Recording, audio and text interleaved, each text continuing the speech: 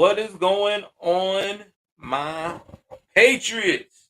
How y'all guys doing? Welcome to the another edition of you guessed it, Joel Davis Media Network. It's your host Joel Davis.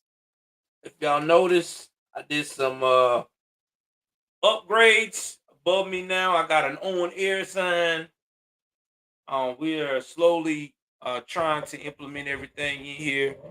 Oh man, it's a lot going on tonight that we got to talk about on Prime News.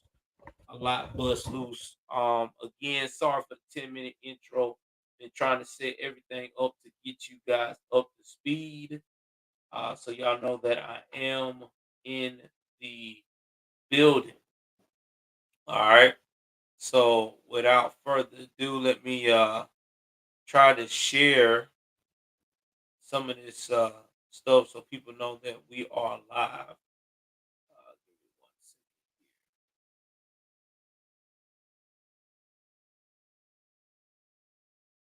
That's what I've been doing. That's why I've been a little delayed.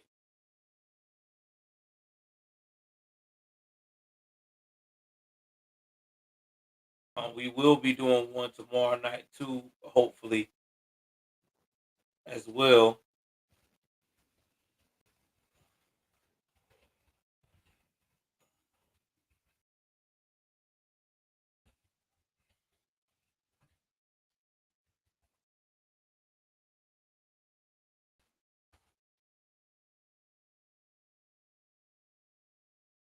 Because a lot of crime has went on. Now I hope everybody had a good Friday. I know I've had a good Friday.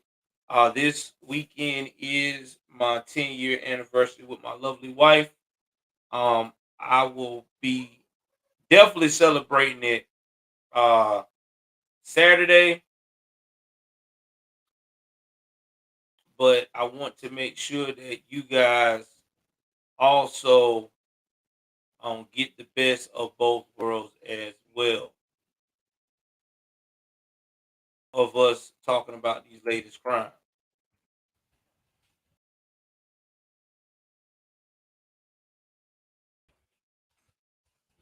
And please also note too that every time y'all guys donate, it helps us as content creators keep the lights on, man, and it helps us continue to live our dreams. Like my boy Jericho Green said, um, every time that you guys buy merch, support us, it gets us one step further for us to live the dream that we all want to do, that a lot of people want to do in this niche, and that is be able to just bring y'all 100% good material, great news. So for us to give you great news, great content, that support. We need that support. So make sure y'all money levels are going. So please, every donation help. I know last weekend we got a lot of donations, and shout out to them as well. Y'all really killed it.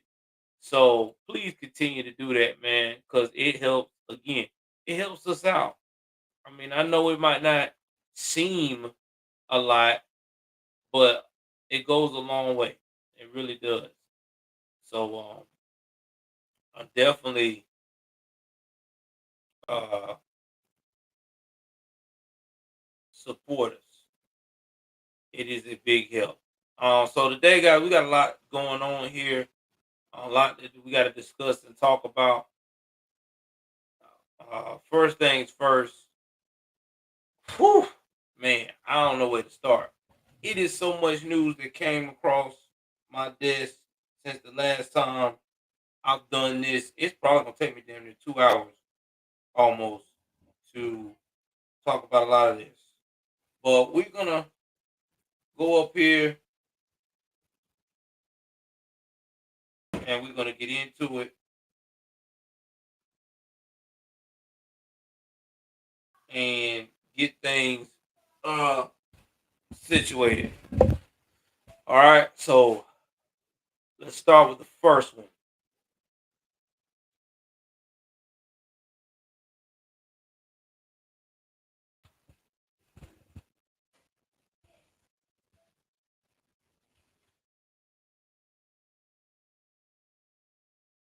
And please believe me when I say this, I will make sure that a lot of this stuff is going to be in the links below. So that way y'all can hear and find out what's going on.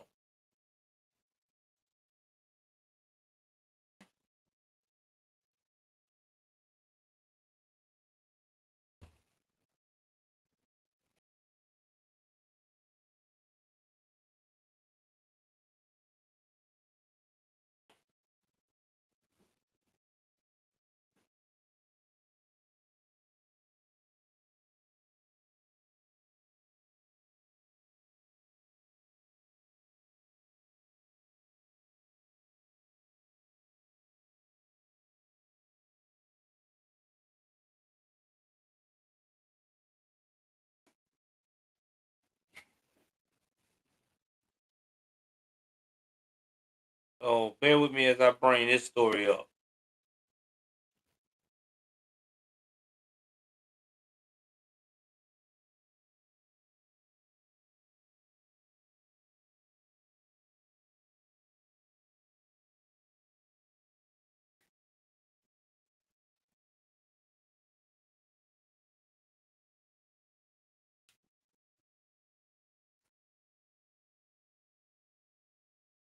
Thank you. A disturbing story now. Listen to this. A Miami woman was willing to pay $3,000 for a hitman to kill her 3-year-old son, according to police. Now, they say the woman requested the service from a parody website. The site's creator then reached out to police, leading to the woman's arrest. Let's get to NBC6 reporter Christian Colon live in Miami with more on this bizarre case. Christian. Did y'all just hear that, man? Besides my dog growling. Did you just hear that this chick shot here and decided that her 3-year-old child was so much of a burden and she was willing to pay $3,000 to a fake site to get rid of a 3-year-old child? You can't make this ish up at all. 3-year-old child now. You know, she couldn't go and give it away to someone or put it up for adoption. Nah, that would be too. That makes too much sense. Let's just go ahead on and delete the child. That's what we do. Let's delete it. Let's delete the child and call it a day. Right? Wow. This right here is disturbing. Really is. Very.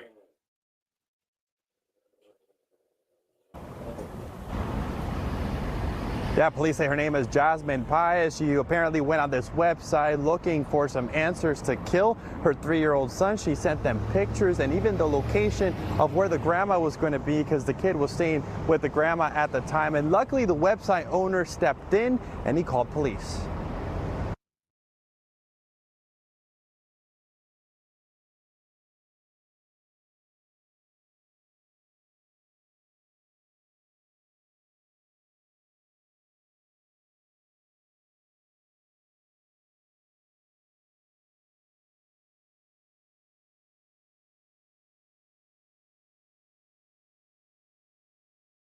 Now I gotta say this. Common sense do apply. Why do you think that this was a legit website? Who is running around here with a website saying that you can go out here and delete anyone you want by filling out a form? First and foremost, you can't even hardly get that on the dark web. Not only the regular web. So how in the world does this make any sense? Man, you can't make this up at all. What's up, Atomic Tabasco? Thank you for following me as well. Um, you can't, man. You cannot make this up at all.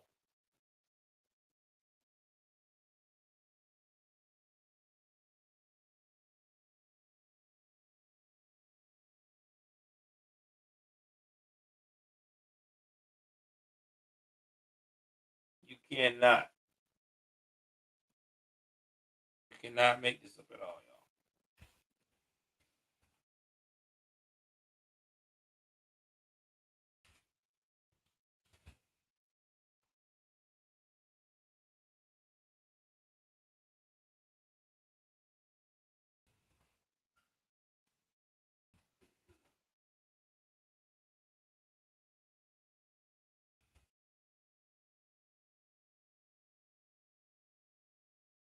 All right, y'all. Let's continue.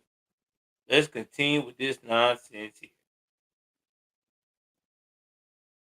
Good afternoon, Ms. Paez. You were arrested for Jasmine Paez facing criminal charges for allegedly trying to hire someone for $3,000 to kill her young child. She's 18. She went on a website to hire a hitman. To kill her 3-year-old son. What? To kill her own child. That website is rentahitman.com. Robert Inez created it for a cybersecurity project, but over the years it received criminal solicitations. This week it was allegedly from Paez. The ability to research names and Hold up, I ain't trying to be funny, but let's look at this woman's. Her mouth is twisted. I think this girl she may have some kind of mental disability or something, bro. Cause this chick look like she is extra slow. And I mean, I'm not trying to disrespect anybody that have any kind of mental disabilities or anything like that. But just think about this shit. She looks crazy. So whoever in the world created a child with this woman and left this child in her hands need they behind cut. They really do. And what's even more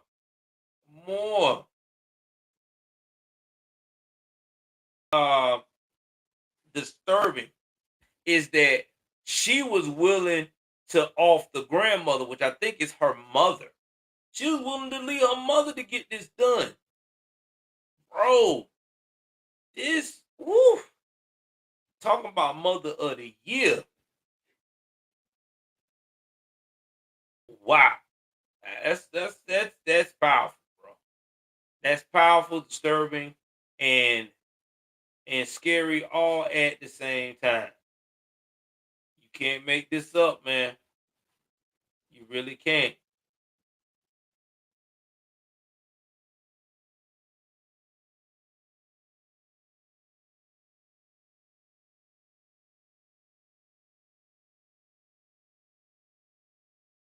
Allegedly from Paez. the ability to research names and addresses and verify that the intended target lived at a particular address. That to me is a red flag. I mean, if that information is corroborated, then obviously there's something more that needs to be looked at. And that's why I referred it.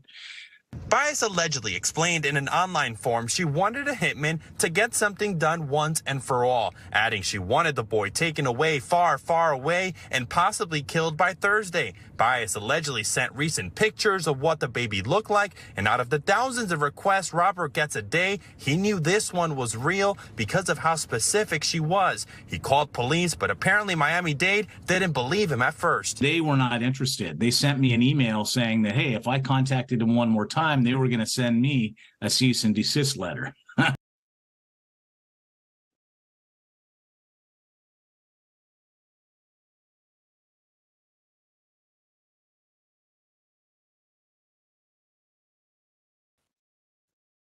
Y'all, this is why these cities are getting overran by criminal activity. Because you got real citizens out here like this guy here that is referring the information. Hey, listen, someone is trying to solicit a actual crime. They're trying to take away someone's life that is a toddler. And the only thing that the police want to say is, hey, you wasted my time. Quit emailing us. We gonna make you cease and desist. Look, this is y'all job, ain't it? Y'all said that y'all check every lead that comes into the building to verify that it's either legit or not. That is what you're supposed to do. That is what your job is. So why are you telling me that you can't do that now? What's the difference? Is it because it's an inconvenience? Oh my God, I have to deal with this guy who's bothering me about this kid. No, this is sickening. This is disgusting. This is why crime is through the roof because no one cares. They really don't. Why do these cops don't care anymore about a lot of these cases like this? Is 9 times out of 10 we got so much of this wokeness and things that's going on right now in the world today that the cops is like feeling like damn if they do and damn if they don't. So to all the people that says let's defund the police, this is what you're getting.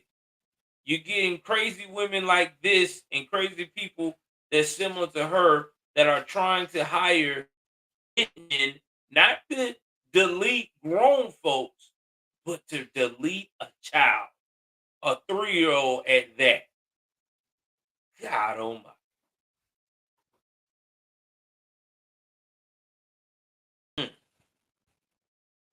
Eventually, a detective was put on the case. The officer texted Baez, acting like the hitman, and she allegedly agreed to pay him $3,000 for the job. The woman was later arrested, and she allegedly confessed. No contact with this child, either directly, indirectly, in person, in writing, by telephone, or through third parties. Shout out to that judge. That judge there has been like viral. I'm surprised she don't have security from all of the cases she has done. She done been viral from uh sentencing her classmates, and then now you got her going viral for this case here. The back Thomas the Basket said right, leave the children alone. You did need to. But see, this is the culture we live in. We have conditioned society that it's okay to harm children. So now this is the new move. Now you got a lot of young ladies that's doing this or thinking like this. And allegedly this is because she wanted to be with a certain guy. This is what this all balls down to. She wanted to be with a guy, and the guy just basically told her, like, look, I'm not interested in you like that because you have children, you have a child. And there's a lot of women that like that. They want these guys or they want to be involved with that individual so bad, they're willing to delete their child to be with them. Classic case of narcissism and borderline sociopath mindset. It's I don't care about the consequences. I want to be with that person, and you're in my way. And it's surprising for us, but Inez tells me it's not the first time he's gotten criminal requests from people here in South Florida. As for the little boy, we did reach out to the family tonight. Luckily, he's doing okay, and they are taking care of him. Records show that DCF is involved in this case. As for Baez, the defendant right now, she is being held on a $15,000 bond.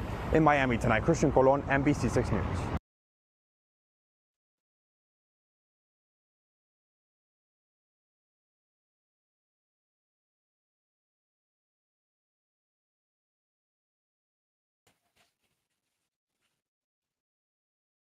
So now she's out. She is currently on, I think they said $600,000 bond.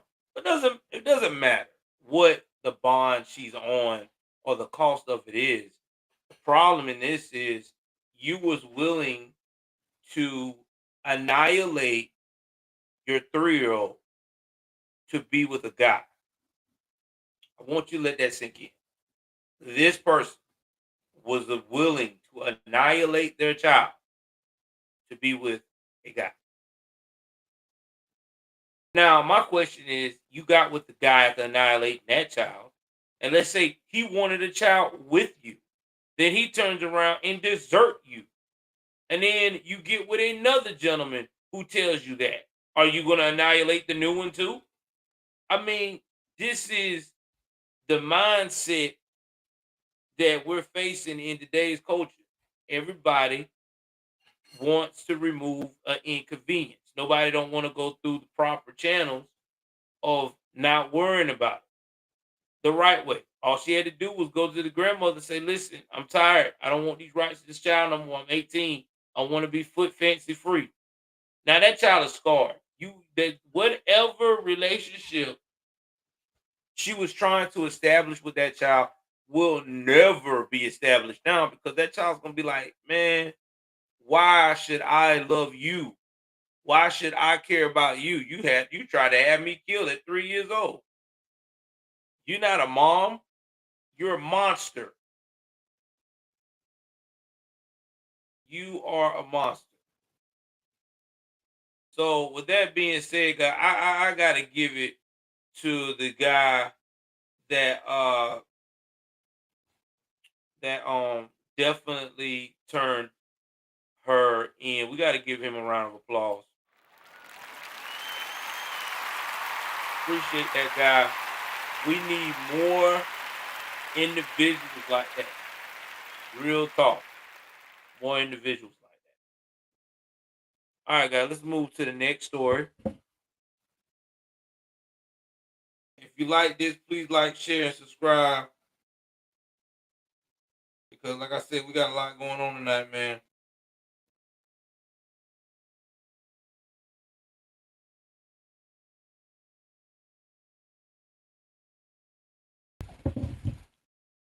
This is gonna catch y'all right here.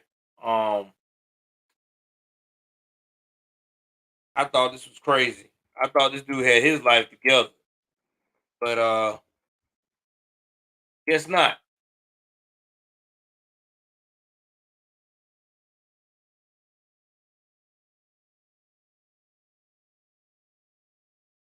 So we're gonna talk about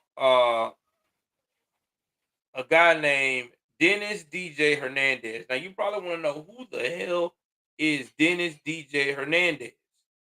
Okay, well DJ Dennis Hernandez is the brother of Aaron Hernandez, who allegedly deleted himself in prison after fatally shooting one of his good friends.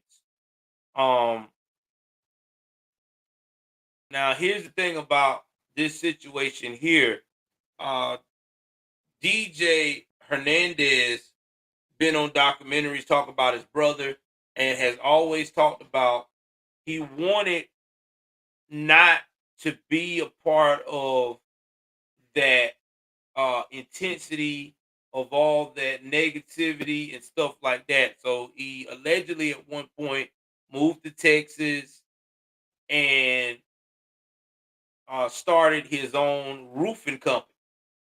Well, now it seems like he is back in the University of Connecticut. I don't know what happened with that company that he had in Texas.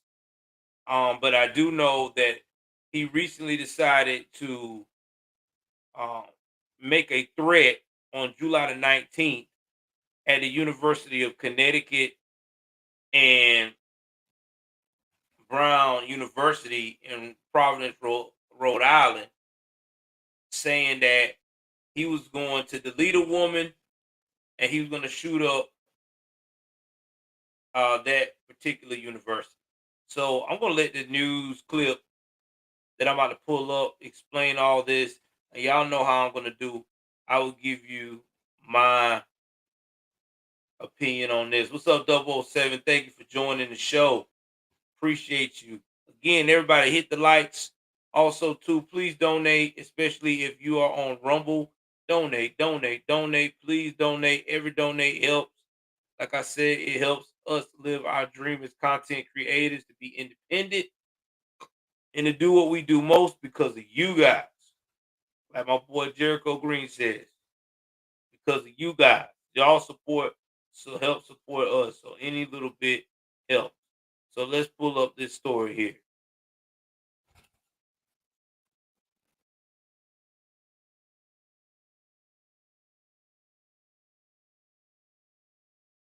Hernandez, the older brother of late Patriots star Aaron Hernandez. He's accused of planning shootings at UConn and Brown University and threatening to kill a woman. News 8's Brittany Schaefer is live for us outside the courtroom in New Britain with more on what happened. Brittany. Catherine, DJ Hernandez was arrested for the 4th time this year on July 18th. This afternoon, he was arraigned on charges of breach of peace and threatening after he allegedly went to the University of Connecticut and Brown University campuses to map out the area for a school shooting. DJ Hernandez didn't speak in court, but his facial expressions filled in blanks, appearing to disagree with parts of Bristol police officer Zachary Levine's testimony. Eight or so. Okay. Levine took the stand, detailing the sequence of events that led to the 37-year-old's arrest on July 18th. He says DJ's mother called the department that day, saying her son was in a bad mental state and needed help, adding he suffers from bipolar disorder and schizophrenia. His mother had received texts from DJ's soon-to-be ex-wife, who is in Florida, showing threats Hernandez made to her, including killing her. Hernandez was actively posting on social media items of threatening nature, to include photos of the victim and a divorce judge down in Florida, along with the divorce attorney that presided over their case that represented the victim. He was posting photographs of them, their faces, with targets on their head and threatening to kill them. Officer Levine says investigators she told them, quote, Hernandez is extremely sick, continuing to deteriorate. The girlfriend says this started July 3rd after he thought he was recognized as Aaron Hernandez's brother while visiting Mesquamacut Beach in Rhode Island. She told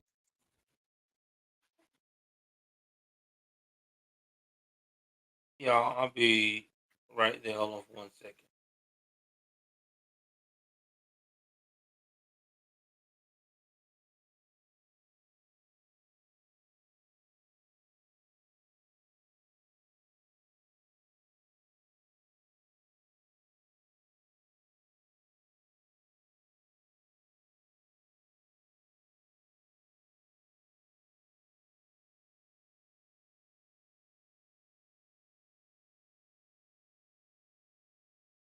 So, if y'all remember this case, what happened with Aaron Hernandez, it was brutal. Aaron Hernandez got attached to 2 bodies that he did, and then a lot of things came up about what he did when he was in college.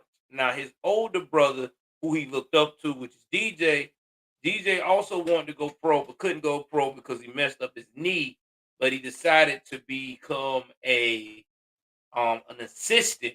I think he was like a defensive assistant or offensive assistant coach, something like that.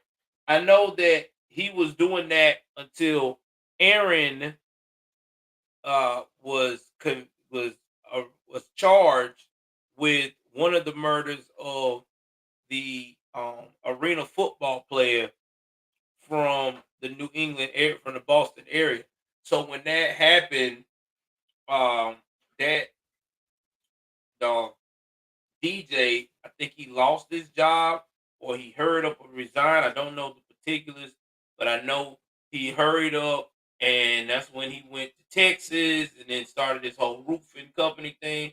But I don't know what happened after that. I do know that for years it's been talked about in the Hernandez family, mental health has been rapid, and a lot of it, they said, attributed to CTE, which a lot of the NFL don't like trying to talk about CTE because back then the helmets they had are not as safe as they are now.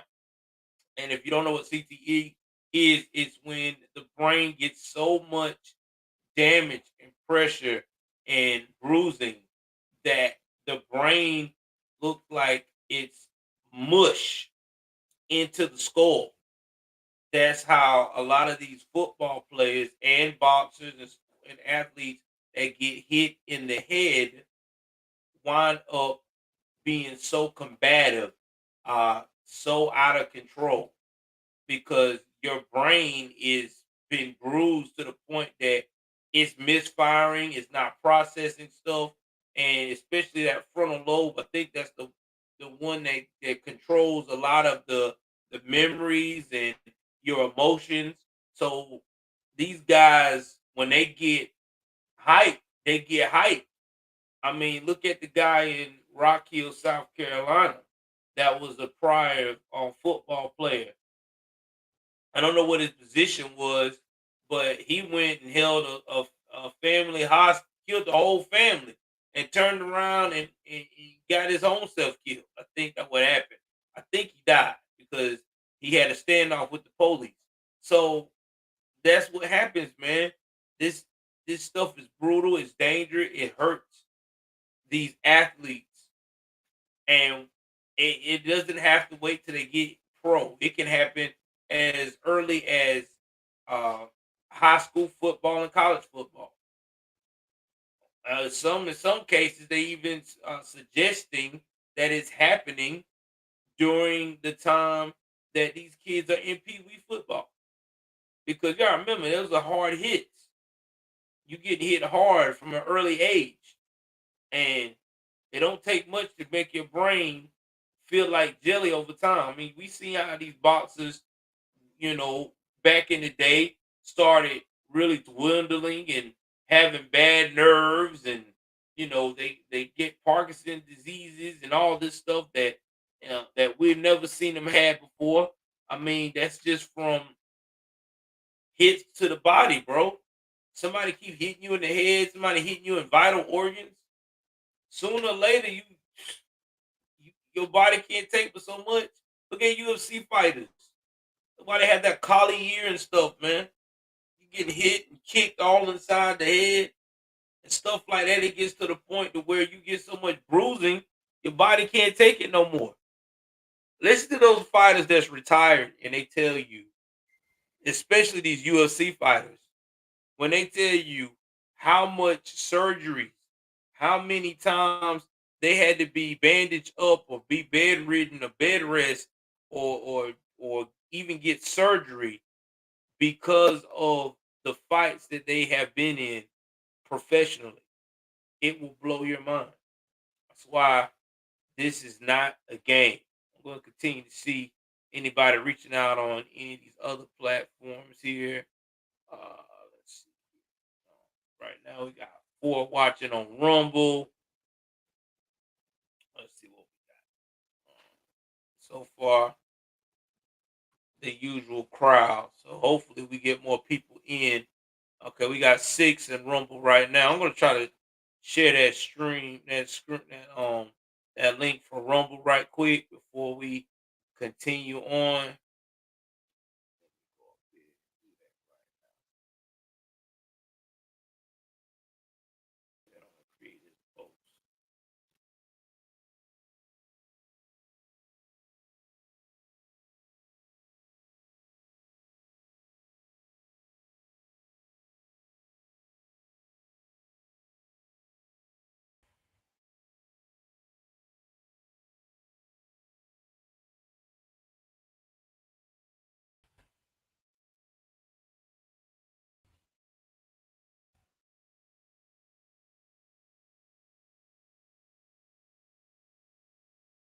So we got that as well.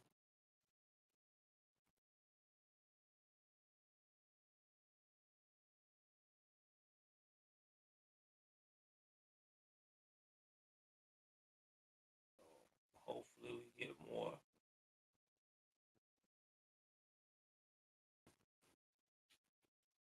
people coming in. Let's see.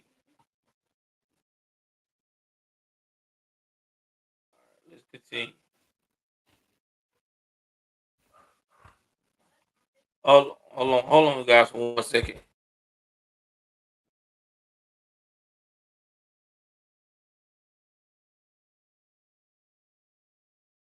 Told police she let him borrow her car on July 7th for an arraignment in connection to threatening ESPN earlier this year, but then discovered he skipped court and went to UConn's Storrs campus and Brown University in Providence. that he had traveled to the Yukon campus to map it out for a school shooting. Police confirmed the 37-year-old went into a number of classrooms and buildings at Yukon. Bristol police then went to Burlington Avenue, where they located Hernandez staying with his half-sister. Mr. Hernandez said that he was on foot, that he was armed, and that he would kill us if we tried to approach him. Body camera footage shows Hernandez walking out without a weapon, though he was tased for not obeying officers' commands. While in the hospital, police say Hernandez told them he intended to kill his wife upon release. The 37-year-old was released later that day into police custody after undergoing a psychiatric evaluation, something the defense says proves he is not dangerous. Hospital, a medical expert had made to determine that he was not a danger to himself or others. All right, so they say he was not a danger to himself or others, but yet still, you made a direct threat to hurt or to destroy your soon-to-be your ex-wife, and you also threatened to light up a college. If you're not a danger to yourself based upon medical experts, then you just got to be pure evil. It's just what it is. It's no in between. I don't know how you can get that. That's not yeah. That is it's either pure evil or the medical experts that is dealing with you need to be fired. They don't need to be doing anything else with anyone. I'm just being honest because I can't see it no other way.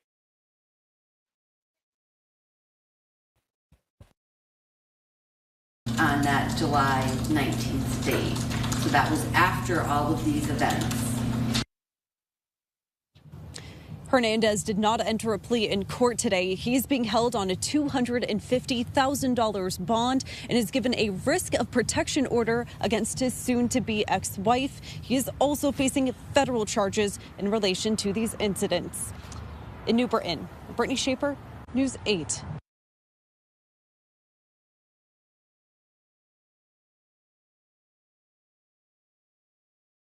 I'll tell you right now, they're gonna throw the book at him.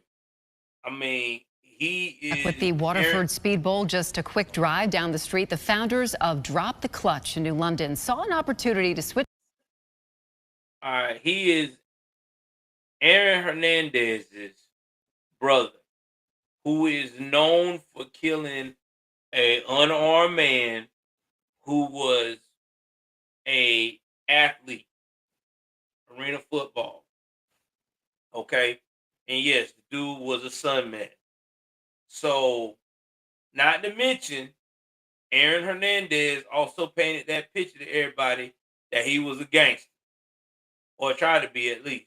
So, with that being said, this guy is gonna get the book thrown at him. He ain't got to worry about entering no plea. They going, and then it's federal charges too.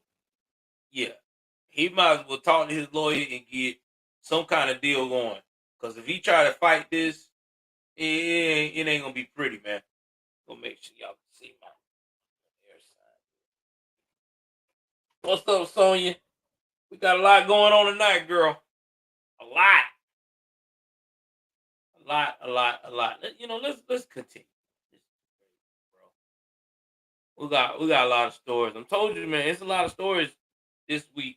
A lot of stuff.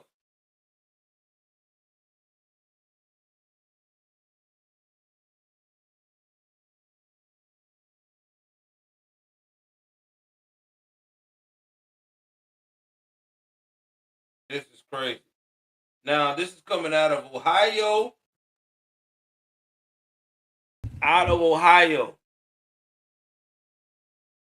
What's going on, Anthony? I knew y'all would finally come through. It's a lot, man. We got a lot going on now. It's coming out of Ohio, baby.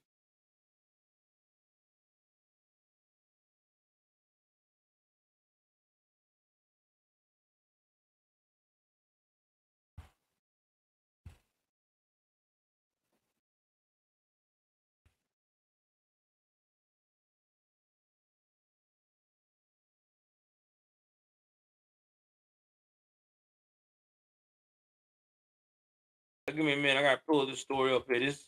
This story right here is freaking crazy. I mean, it is crazy.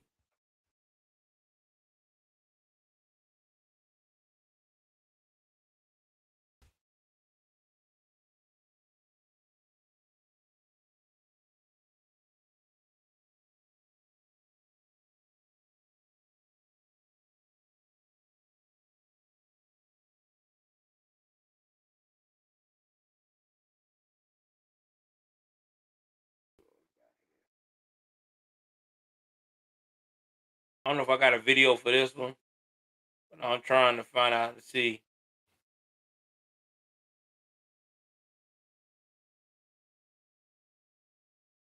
I might not have a video. Let me see. Okay, I might have one. Yeah, I do. I got one. I think this is a good one too.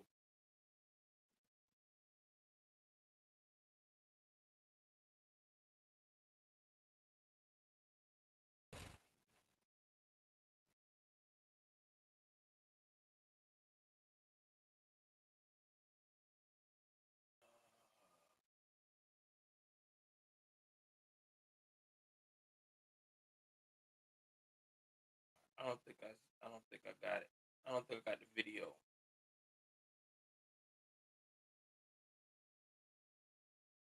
Let me see.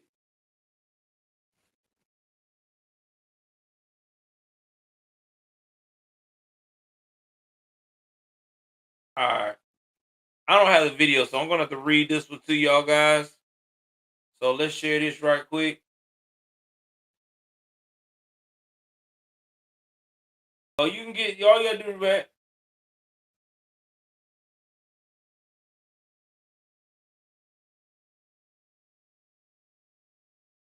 Oh man, Sonya, what did I cover so far? Let's talk about it. So far into the video, we've covered the following. We talked about oh Lord, it's a lot. Give me a second, Sonya. Give you up to speed. So you better be glad I love you, girl. If I didn't, I'd be like, girl, you need to rewind it.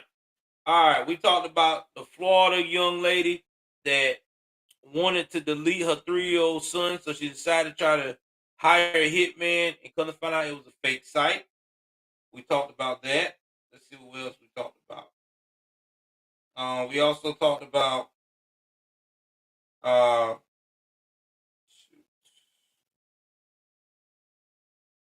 give me 1 second.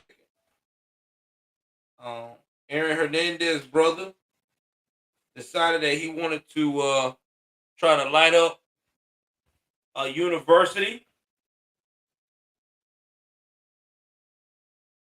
And 9 times out of 10, I got you now. I'm gonna get you caught back up. We're about to talk about the third story. That's crazy. So we about to do that right now. I'm going to have to read this one. Because it's so crazy, I gotta read it. Mom arrested.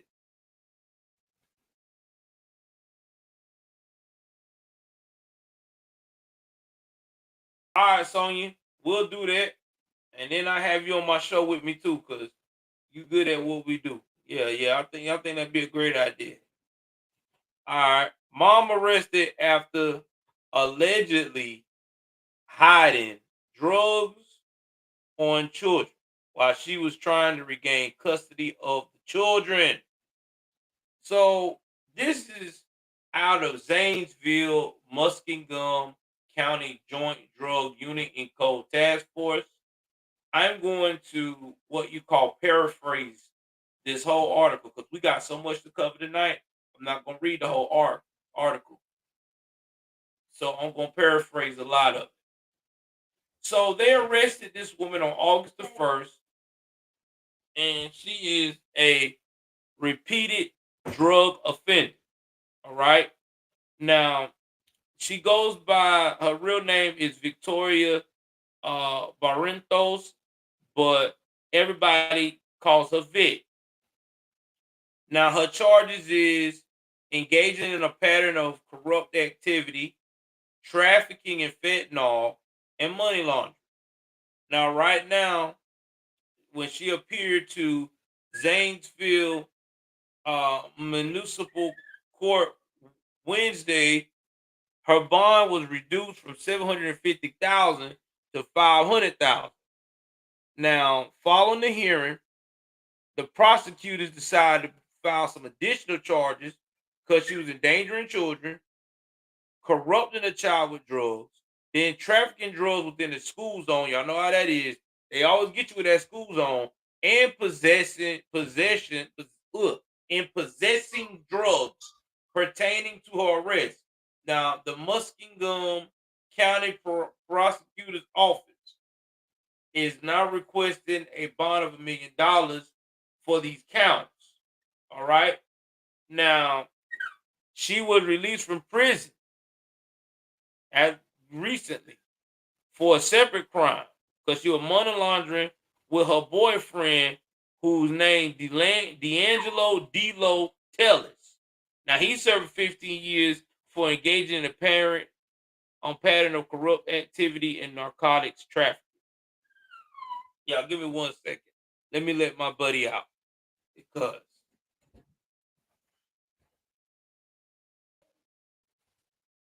here, go. Get on my nerves now.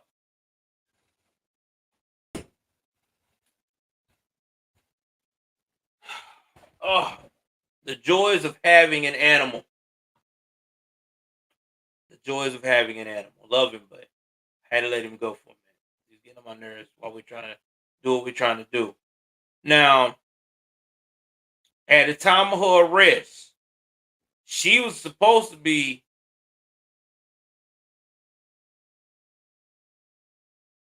now, excuse me. Now, in this recent case, they said that they been undercover operating, trying to bust her behind for almost a year.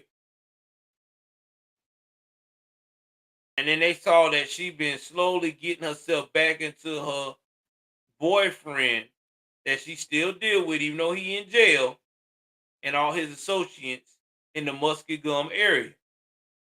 Now, when she was at her during the time of her arrest, she was supposed to be going to Zanesville in an attempt to regain custody of one of her children. Now, Children's Services arrived at the stop when they did pull this woman over because she had other children with her who need to be placed in proper care.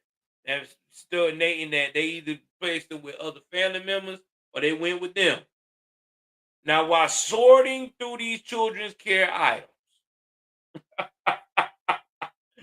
the caseworker was the one that found a large number of suspected Suboxone strips that had been individually bagged for distribution. And if you don't know what those strips means, in the street world, that is for that's where they put the fentanyl and stuff in to try to protect themselves from overdosing and everything else.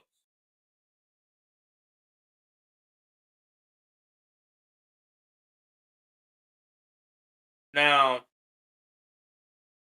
the drugs that they found on these kids is valued at $30,000. That's a lot of money.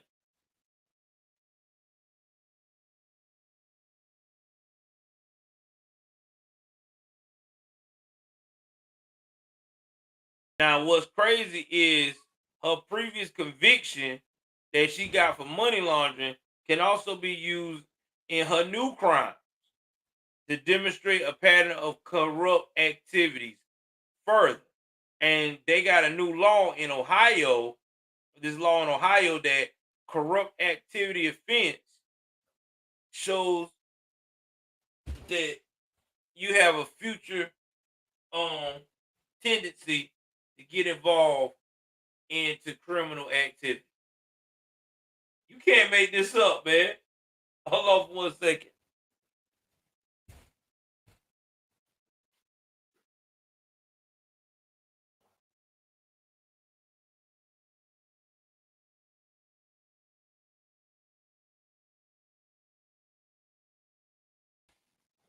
Oh.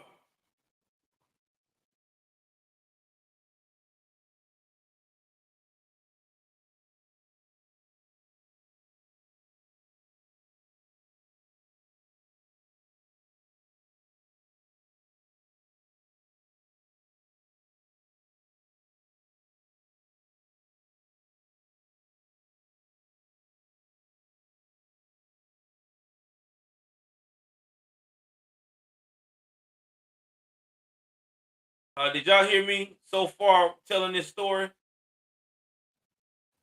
Did y'all hear me telling this story? Put a 1 in the chat if y'all was able to hear me tell this story. Cause I hope that I didn't even know this went off. Put a 1 in the chat if y'all heard me telling this story. Cause I know some of these streaming services. Yeah, can y'all hear me? I'm trying to get everybody to participate. Put a 1 in the chat if y'all heard me telling this story so far about the lady. Hold on, I'll see if y'all heard me. I didn't even know I went to commercial break. Did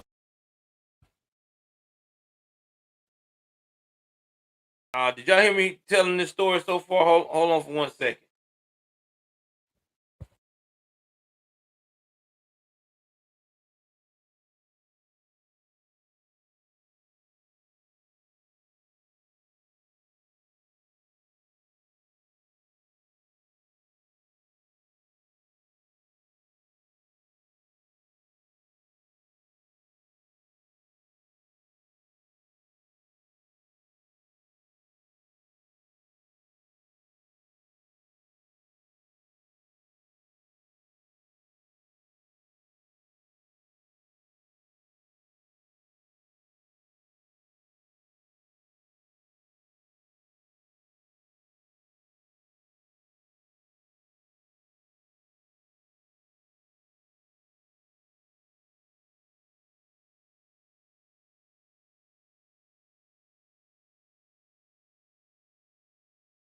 All right, I see. Y'all did. Y'all got all of that. All right, good. I just making sure my audio didn't went out. But yeah, this is sad, man. Here's the thing about this. When you are endangering your children's lives like this, I don't have no respect for you as a mother. I don't even know who in the world would trust this woman with their kids. I mean, those kids do not need to be in her custody at all. She is committed to one thing, and that is to be a trap queen. She wants to sell drugs for the rest of her life. She's addicted to it. She's worse than a fiend that's addicted to being on drugs. She wants to be a criminal. She got out of jail instead of focusing on rebuilding her life, leaving this guy alone. Let me get my children back. Let me focus on my children. Let me try to do something productive, because she could easily start a YouTube channel or something and be a success story. I mean, you know how many people would love to hear that you was a chick that was with a guy that was an actual dope boy. I mean, there's so many YouTube channels in this new culture that love those type of stories. She could have made all of that. You know what I'm saying? She could have been a success story doing just that. Talking about what happened with her life. But she didn't want to do that. Nope. She wanted to be in the streets. She want to take risks. She want to have her children surrounded by this type of foolishness.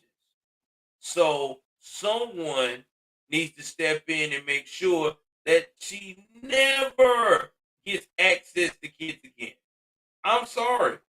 She don't need her kids. Why should she need her kids? Give me one solid reason in the chat that you as a person would give this fool woman a second. I would give her a second chance. Why? She has made it clear that her stance is being a criminal. She woke up and said, fuck them damn kids. I want money and money only. That's basically what she's saying. You can't fool me any other way. That's exactly what she's saying. I can't. I can't, man. Not with this.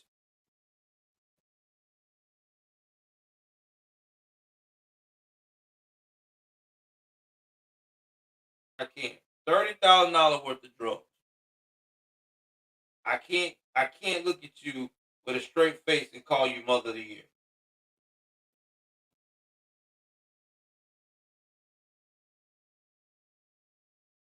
I can't.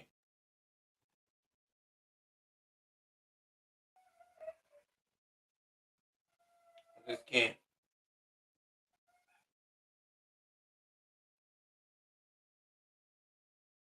We got another disturbing story.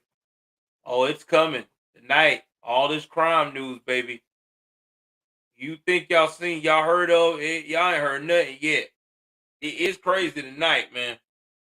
We got some crazy stories.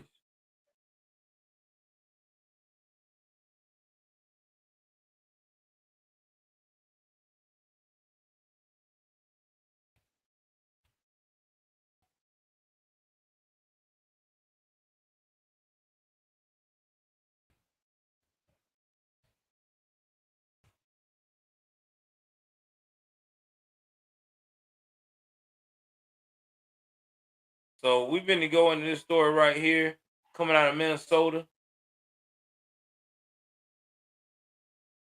And I'm gonna let this is too much. I don't even want to mess up the name.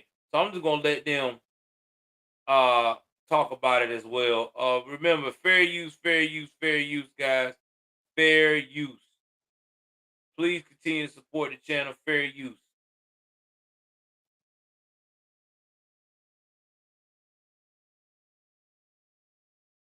So let's get to it.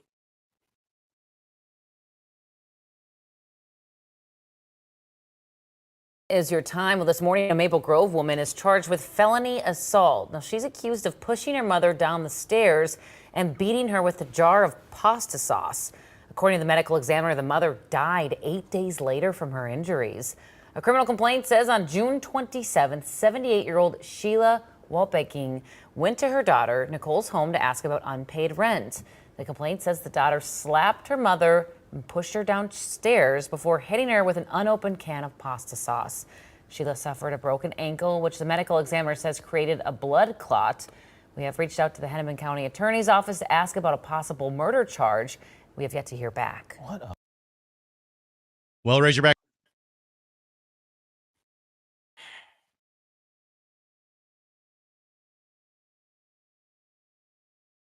Guys, I want y'all to hear what just happened. This woman is 50 years old, damn near a senior citizen herself. She's past adulthood, okay? She is rusty, grown behind woman. You know good and plain well that being that age, you have this thing called responsibilities.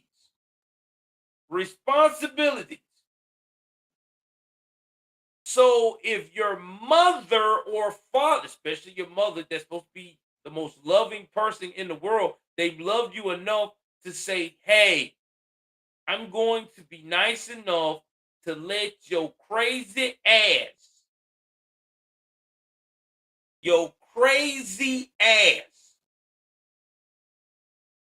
rent from me. Okay? All you got to do is have the rent by the 5th. And like any other mother or loving parent, probably gave us some time because that's her daughter. You know, maybe it was a little after the 15th, whatever. Came over and said, hey, baby, why the rent isn't here? I need the rent money. Instead of you talking your mom with some sense, Mom, I don't have it. Mom, I ran in the situation. You know, Mama, I don't know what to do, but I can't help you this month. That is your mother. They do love you. They probably will reach out and work something out with you. What do? You take a can of pasta sauce and whoop her ass with it? Because she want her rent money? Man, I hope somebody go to jail and do you the same way. You are not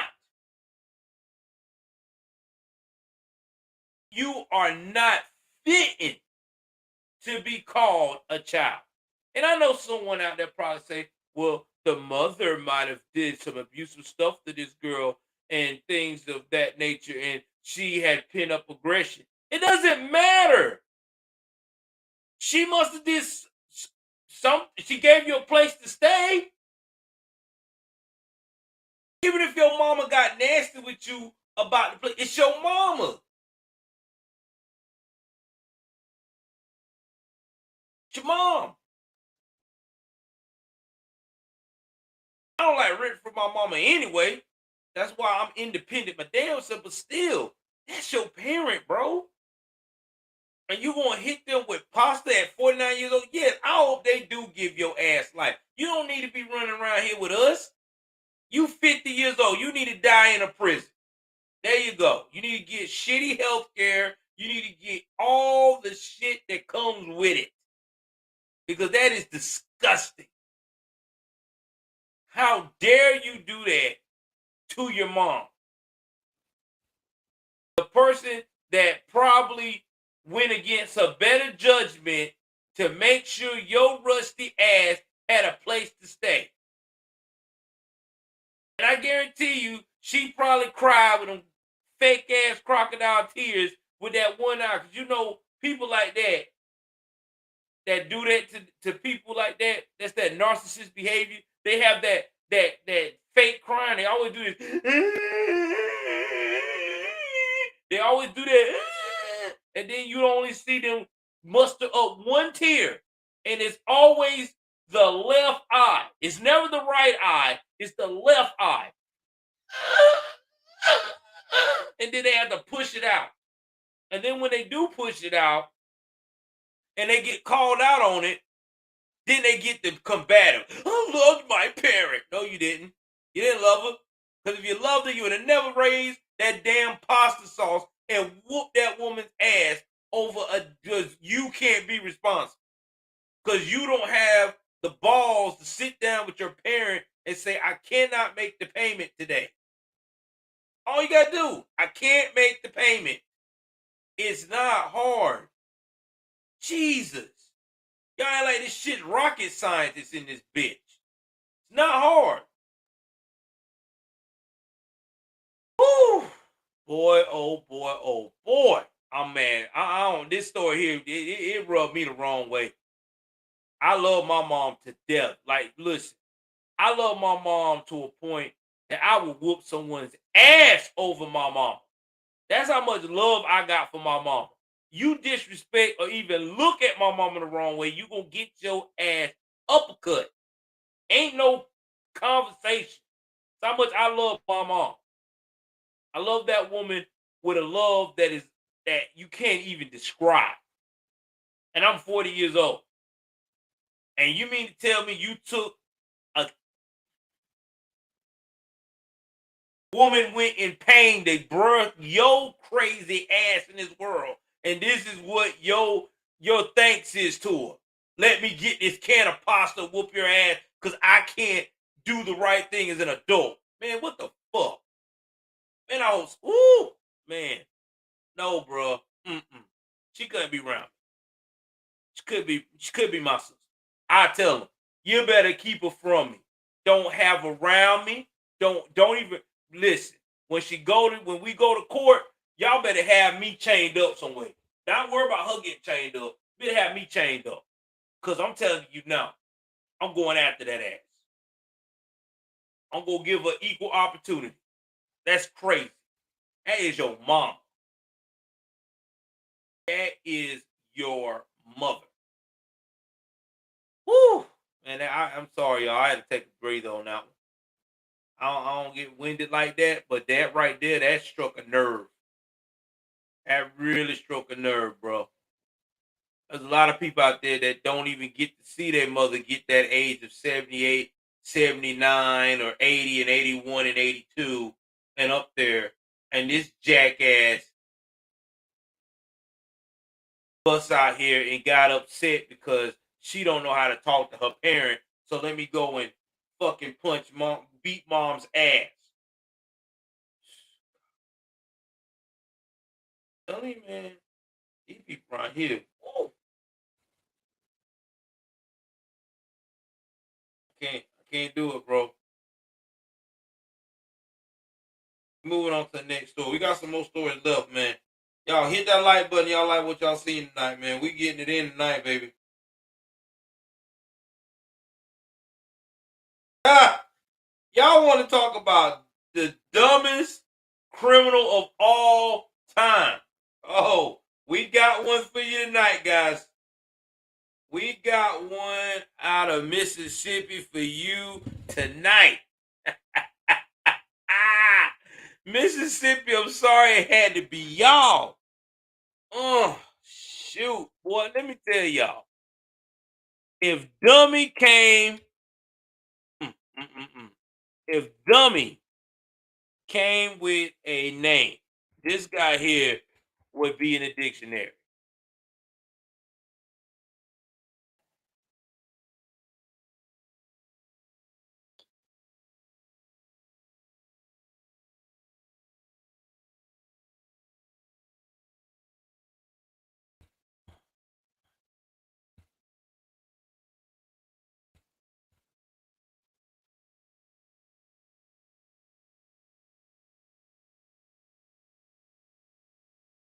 Let's see this name.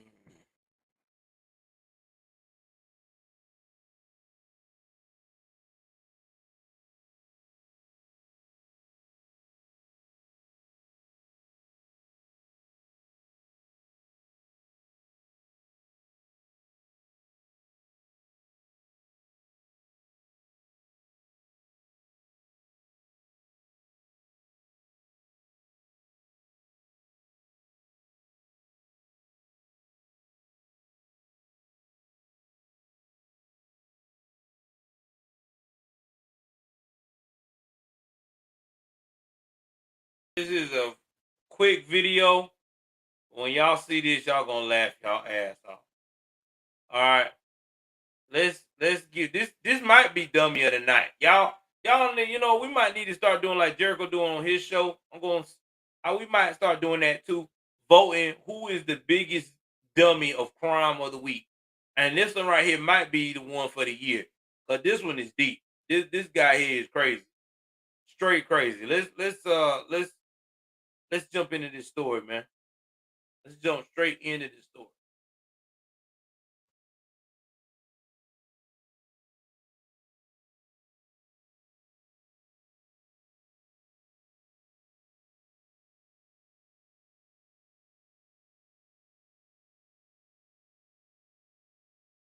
Let me play it or not. Trying to see that. Let me play it. I don't think I can get it to play.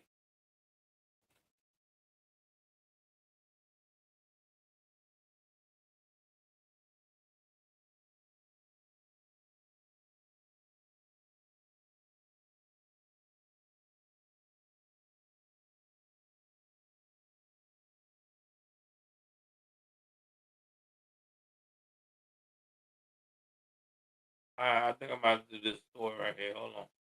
Here we go. Let's get it.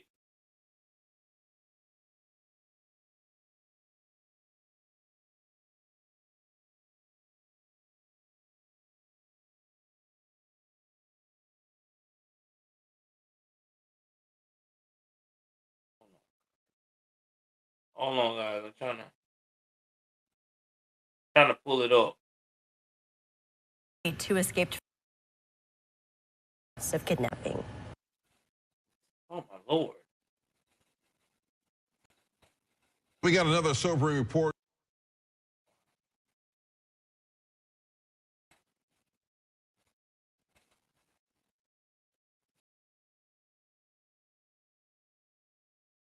Mississippi. Back in Mississippi, an inmate who escaped from the Mississippi Department of Corrections has been sentenced to 60 years for kidnapping. Shakendrick Huffman, he escaped from the Central Mississippi Correctional Facility in Pearl. This is back in 2022. Investigators say that Huffman then broke into a nearby home, holding 3 people at gunpoint. They said Huffman then stole one of the hostages' cars before wrecking. Huffman pled guilty to 2 counts of kidnapping.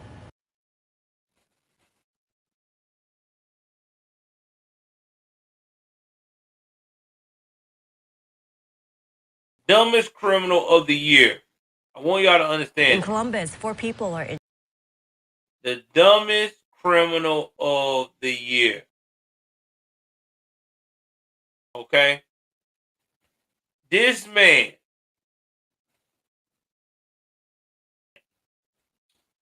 was, I think that he was serving a 7-year sentence for aggravated assault. All right, this is in August. He was going to be released in December. I want y'all to think about this. August is the 8th month of the freaking year. December is on the 12th. That is between 3 to 4 months, which is how many days? Give or take. Less than probably 120 days. You are going to be out. Literally a free freaking man. And your crazy behind decided that you wanted to escape when you had that short of a time left. That should tell y'all something. That boy is slow. That boy is slow. There is something upstairs not clapping. Because everybody I know that do time, if they got less than 4 months before they come home, they're not getting into any kind of trouble. They're not trying to do no escapes. They're not trying to be a part of no gang activity. They're not trying to get involved in no compromise or nothing. Only thing they're going to focus on is one thing, and that is trying to get home. That's all they're focusing on. Getting home, make sure their commissary's up, so they can take that money, that check back, and go home. This dude literally is the biggest dumbass of all time. Because not only did he escape, he didn't escape and like went to a mom and them house to chill out, or a buddy and maybe stole a car and that was that. No. This joker went and broke into somebody's home and then held him at gunpoint, multiple people, stole the car, wrecked the car right there at the state hospital campus, which is not that far, what I was told in this story, from the police station.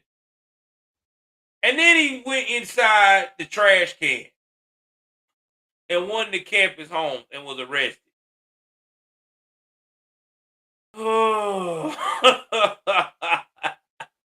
Then he gets sentenced for 30 years, with 20 years being served, and the last 10 suspended for 1 count of kidnapping.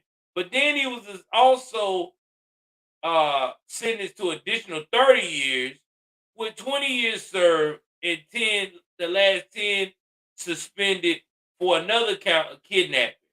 And this is not what they call that concurrent. Because they would have said concurrent, he would only have 20 years to serve and he would have been good, right?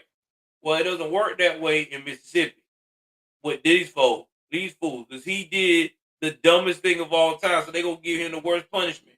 He's got to do all this consecutive. Then when he get released, he gonna be on 5 years of paper. And then you heard they said run consecutive. And let's say he tries to appeal it and get a new trial, they might give him worse time. So he just showed everybody how to go from 7 years to 40 years within a matter of minutes. Anthony said that's a dumbass. Yeah, he's a dumbass. Who does that, bro? I'm sorry. I had 4 months to come home. I'm not running away on nothing. Don't care. Even when somebody told me, yo, man, you can escape right here, man. All you got to do is do that right there. Nah, man, I'm good. I want freedom. I want to be able to come home in peace. Well, I tell you, man, I hate to say it, that dude shot back all black people back fucking 480 plus years. Yeah, I said it. I don't care. He did. Because that was just straight idiotic behavior. Could have been home chilling. Now here you is, gotta be right back in that jail environment with all these crazy ass men. And I hate to say it, but you either gonna be taken or you gonna be taking somebody. Because 40 years is a long time to sit there and say you gonna be celibate. It ain't gonna happen. And you gotta serve 80% of that 40. 85% actually, before even maybe getting an early release on good behavior.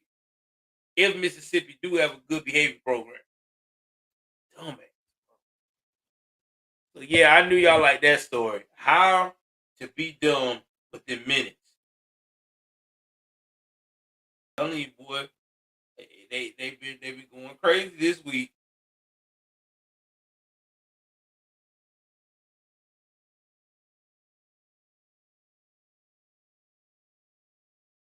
Very crazy.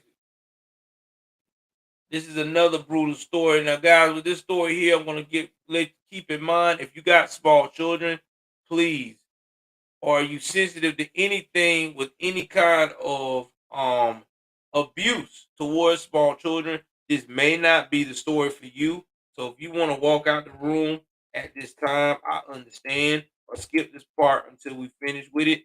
That's cool too. But I just want to make sure that I give you that warning what the story is going to be about. And this story is out of Pennsylvania.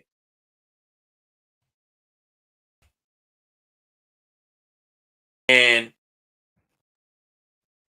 people, we talk about this all the time, but when you hear people say that they want to adopt children, usually adoptions are supposed to be about loving the child, right?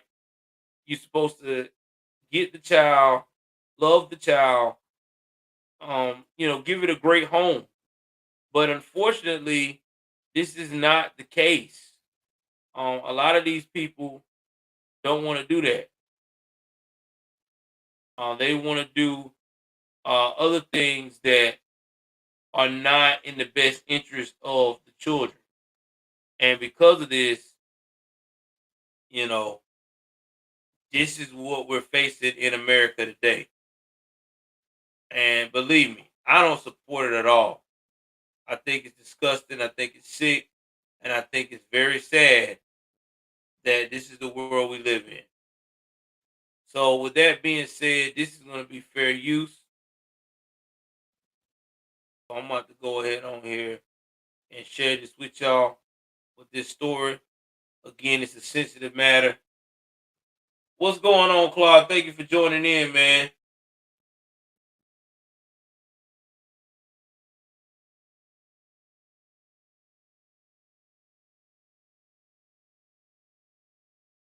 And let's hear this story.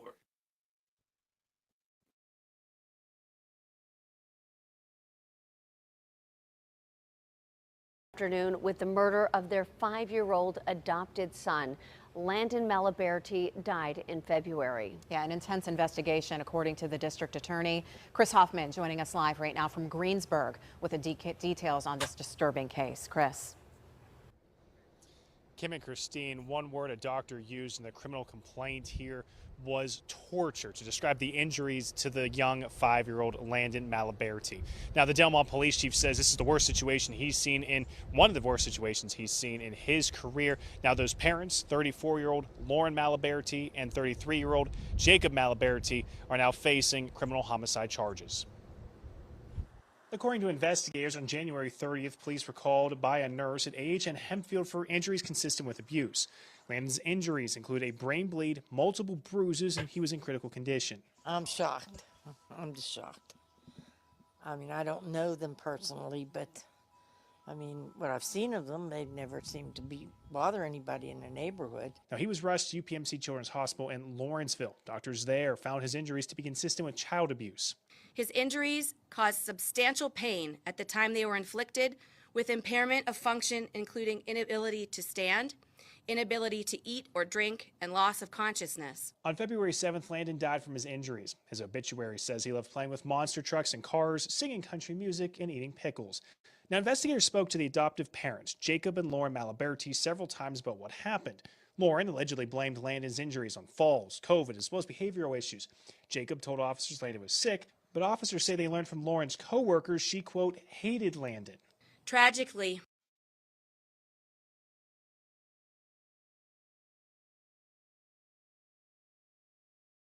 Guys, I say this all the time. Me and my wife say this all the time, especially if you're a adoptive parent. If you cannot deal with these children, send them back where you got them from.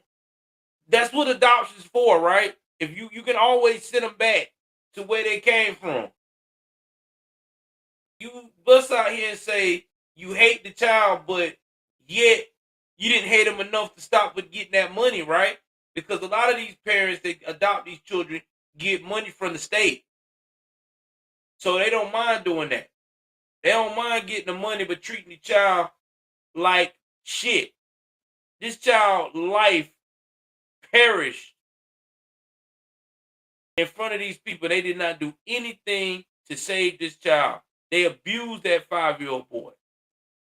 This is about behavior issues. It's a 5-year-old. Listen, kids from 3 to 5 years old are going to be rambunctious. They're going to be loud. They're going to get into stuff. This is when you become a parent and you discipline them accordingly. Take something away from them. Put them in a corner. Don't take them to get ice cream. The stuff that you're supposed to do as a parent. Showing them there's consequences when you don't behave. Talk with them. If it's that bad, you go and take them to a doctor. They may be one of those kids that's ADHD, may need medication to regulate the ADHD. I mean, this is the stupid shit that pissed me off with these people. They'll say all these excuses. Oh my God, I don't want it. The child is, I hate that child. I don't want that child. But yet still continue to collect the fruits of the labor from the child, having the child. And then when the child gets hurt like this, all of a sudden they want to play like they have no clue what happened to the child. Don't y'all guys know that when a child dies an unexpected death that's very young, the police is going to, in fact, I think it's usually mandatory for the hospitals and the state laws that that child has to have an autopsy. It's what it is. So you think they're not going to find out about the old wounds, the broken ankles, the messed up wrists? I mean, that's how y'all abusers get found out anyway. That's why y'all be so scared when you got to take them to the hospital. And then when they do confront y'all with it, y'all say some of the stupidest shit. COVID. Man, let me tell you something. There are a lot of kids that had COVID as toddlers. They ain't falling down and shit like that, busting their head open. When kids do standard falls, there is accidental falls. That's 3%. Most of the time, those falls are common falls. Like the kid falls off a high little bed that's a queen size or king size. Some babies laugh it off. They think it's funny because it didn't scare them. You got some toddlers that's like, oh God, it scared me. Hold me. But ain't no kid falling off no bed every damn day or every other week. So that right there lets you know that these people full of shit. They don't care. They think people stupid. These people are not stupid. They get paid to do this, man. They get paid to find out what happens to these children. So you can't lie to them. That's why they go ahead on and get child protective services, all of them involved. And that's another thing too. I'm very, very, very much pissed off with child protective services because they have a problem.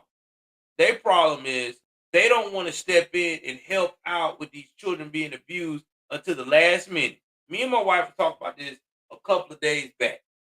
Did child protective services wait until the children are damn near dead or dead, and then they want to step in and be heroes? Why can't you be heroes now? If someone has got 6, 7, 8, 9, 10 complaints about being abusive to their children, why can't y'all take them out the home? It's always some technicality y'all come up with. Well, we can't do that because, we have to investigate every case. No, you don't want to do your fucking job. Because if you want to do your job, you would take the child out the home and everything else. Y'all whole thing is we want to keep families together. Well, shit. The family that you're trying to keep them together with keeps trying to kill the kids. Y'all wait until y'all have to go into a home filled with maggots and all this nasty crud shit. Then you want to go and take action. Oh, let me hurry up, y'all. Let me get the kid out the home. It's an emergency. Then y'all want the news cameras to come in and see the home. And then y'all want to get like a Bravo Zulu for doing your job. Man, bump that shit. Y'all should have done y'all job before it gets out of hand like this. In these other countries, I think in England, over there in the UK, they don't play on child protective services. When they get involved, your kid gets snatched. They ain't sitting here doing no negotiations. Your child get any complaint, they find anything fucked up, it's over. It ain't no, oh my God, let's sit down and be a family. No. Your kid's gone, bro. You want to go back and do what you're supposed to do to get him back. That's what I like about some of these countries. They don't play that shit when it comes to kids. But these people here, shit, man. US, man, we full of shit when we talking about child protective service. We ain't trying to protect no children. Y'all just working to get a check, bro.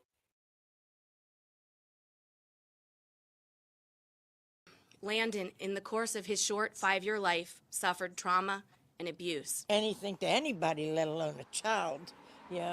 Children, animals, anything. You just don't want to see that, especially this close. Text messages allegedly showed a disdain by the two for Landon as well. One included Lauren saying, quote, she was going to kill him. The couple has 5 other children.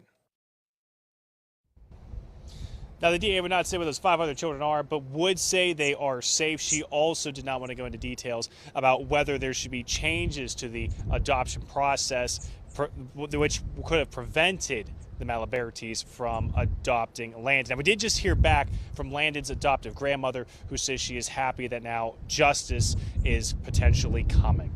The Malabertis there in the Westmoreland County Prison, and their bail was denied. Live in Greensburg, Chris Hoffman, KDKA TV News.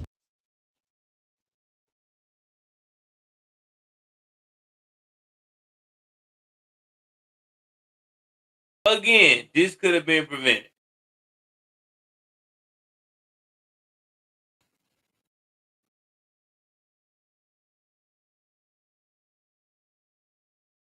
This could have been prevented.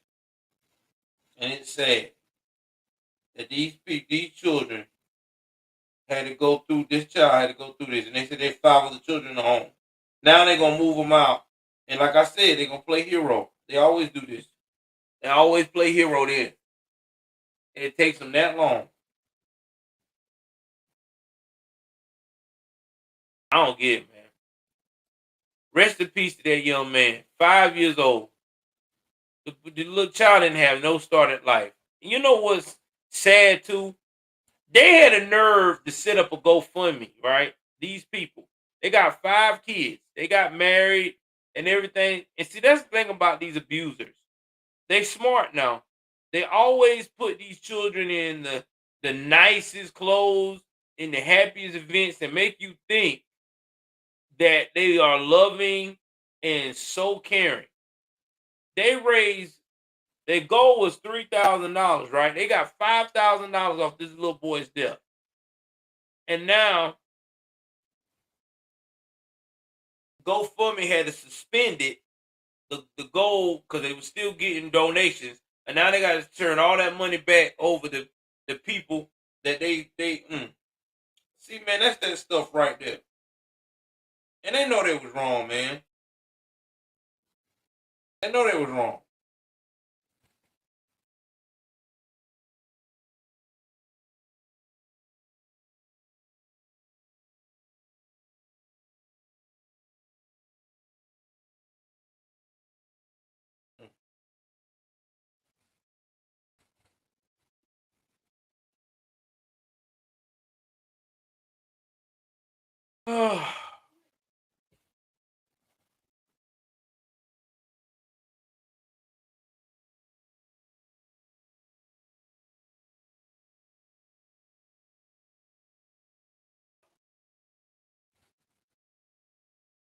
What he did. Oh, I said Indy don't bother. Shout out to my cat Indy, y'all. Indy still kicking.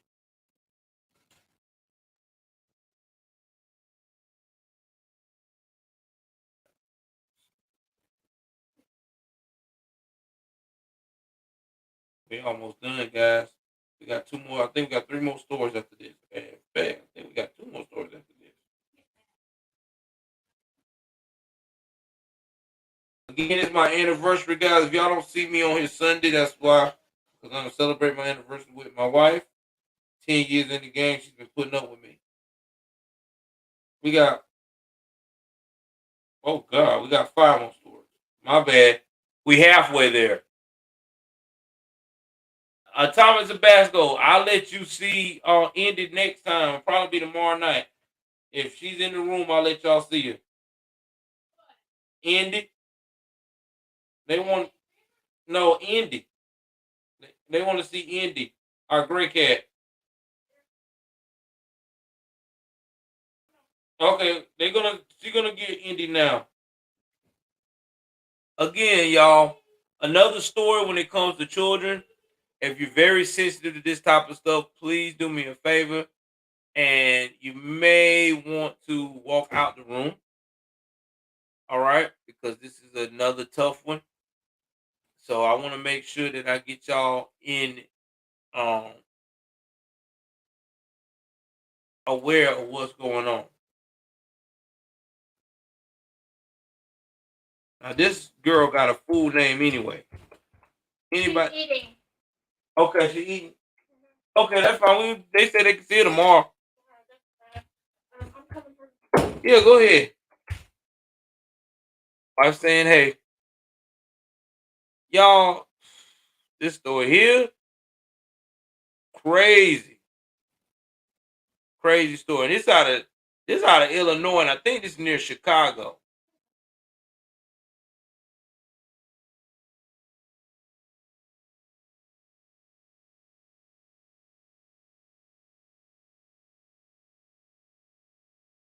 So we about to go and jump into this story. I'm gonna let it tell itself tonight, baby. So hold on tight, y'all. We got another doozy. You know what? I might do that, Atomic. Me and April might get a cat tree. We've been thinking about getting a cat tree and put it either in the office or out there in the main area. So we may. And if y'all do, if y'all cat fans, we'll start putting some videos of the cats playing around on my shorts. Okay, because y'all know me and my wife, we're big animal lovers. So we love animals. We love animals like we love children. So here we go, guys. Here's another story. Fair use, fair use. Again, if you are sensitive to anything that is fatally dangerous or fatally tragic that happens to children, this story may not be for you. All right. With that being warned, let's go.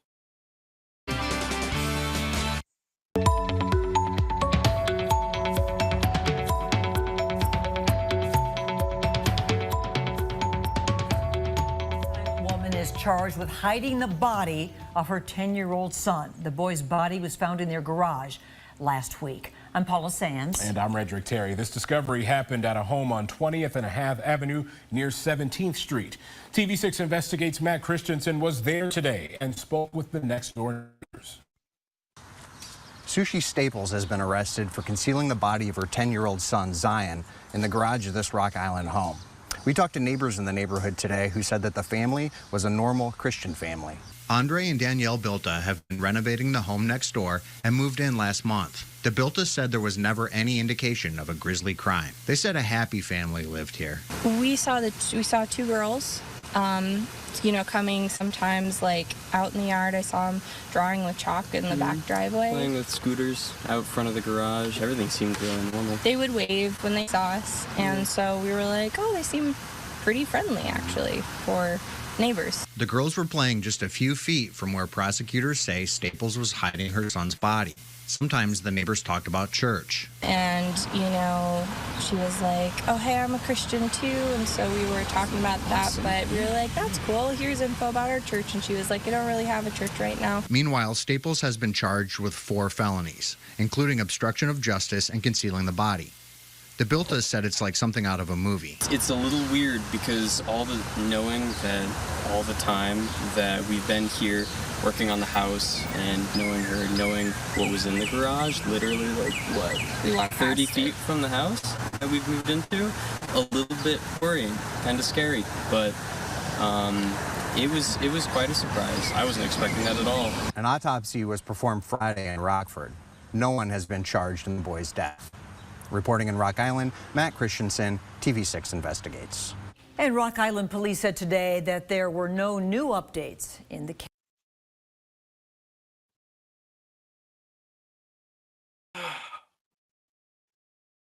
These stories hurt me, man. They really do, because these young people that's so young, they don't deserve this. Again, I say it again. If you can't take care of these children, if you cannot take care of these children, send them back the way they came. Take them to somebody else. That's all I'm saying.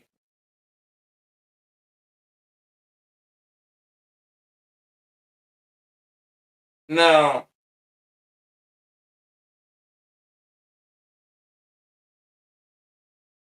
right now, this was last Wednesday. As far as we know, this is what she's been charged with now. Concealment of a death, failure to report the death of a child under 13, and obstruction of justice. So they're going to have to do, their investigations, find out the cause of this boy's death. I'm quite sure they're looking at it as a homicide. Oh, I'm going to follow up on this story, but this is what I'm saying. And let me tell you what I've noticed a lot of. I keep hearing everybody be talking about in the black community that black girls are not protected and they are not watched out for when they have murder cases. No. It's black young boys that live in these run down liberal like cities or states are not the ones being searched for. They're the one that slipped through the cracks faster than them girls. Because now with black girls, y'all done seen what happened with Carly Russell. That should tell you something. It don't take but a minute for them to be all over trying to find a black girl. In fact, now it's starting to seem like they'll find a black girl faster than they will find a white woman. I'm just being 100 about it now. But you see a little black boy or a black young man go missing, it's crickets. It's very much crickets. And it's the same thing with white males too. It's crickets. So to sum it all up, I feel like all males, all young boys need to be protected at this point. Because once they go missing, nobody wants to go all out and try to investigate. But yeah, you're right, Atomic. I will stay on top of this story. I promise you that. Her name is Sushi. I'm definitely gonna find that out on Sushi. What's her name? Sushi Staples, which is the sickest. I don't know. Well, her parent must be like Sushi or something. The name of that stupid shit. I'll never name my daughter Sushi. Oh yeah, I'm with a girl named Sushi. Oh God, my mama kill me if I ever brought home a woman named Sushi. Oh God, that ain't gonna go well. Not gonna go well.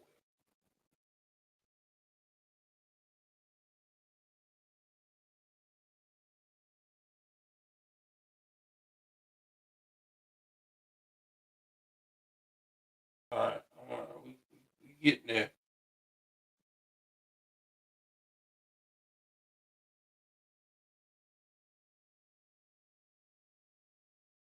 All right, we getting on to the next story. Y'all know this is the story y'all waiting on. You know I'm gonna throw that in the mix in the middle. Hold on.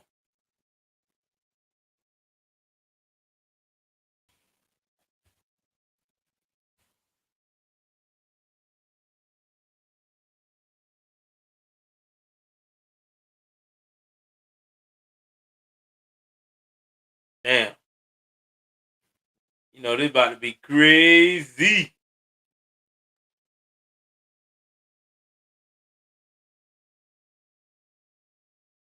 All right, y'all. It's coming out of Orange County, California. California, you know how to really sum up a story, baby. We about to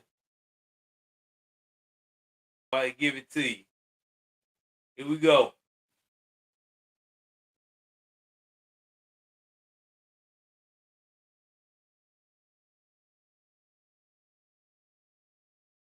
An Orange County judge who handles criminal cases finds himself on the other side of the law. He has been arrested for his wife's murder. The victim's body found shot to death in an upscale neighborhood of Anaheim Hills. Police arrested Superior Court Judge Jeffrey Ferguson at the couple's home.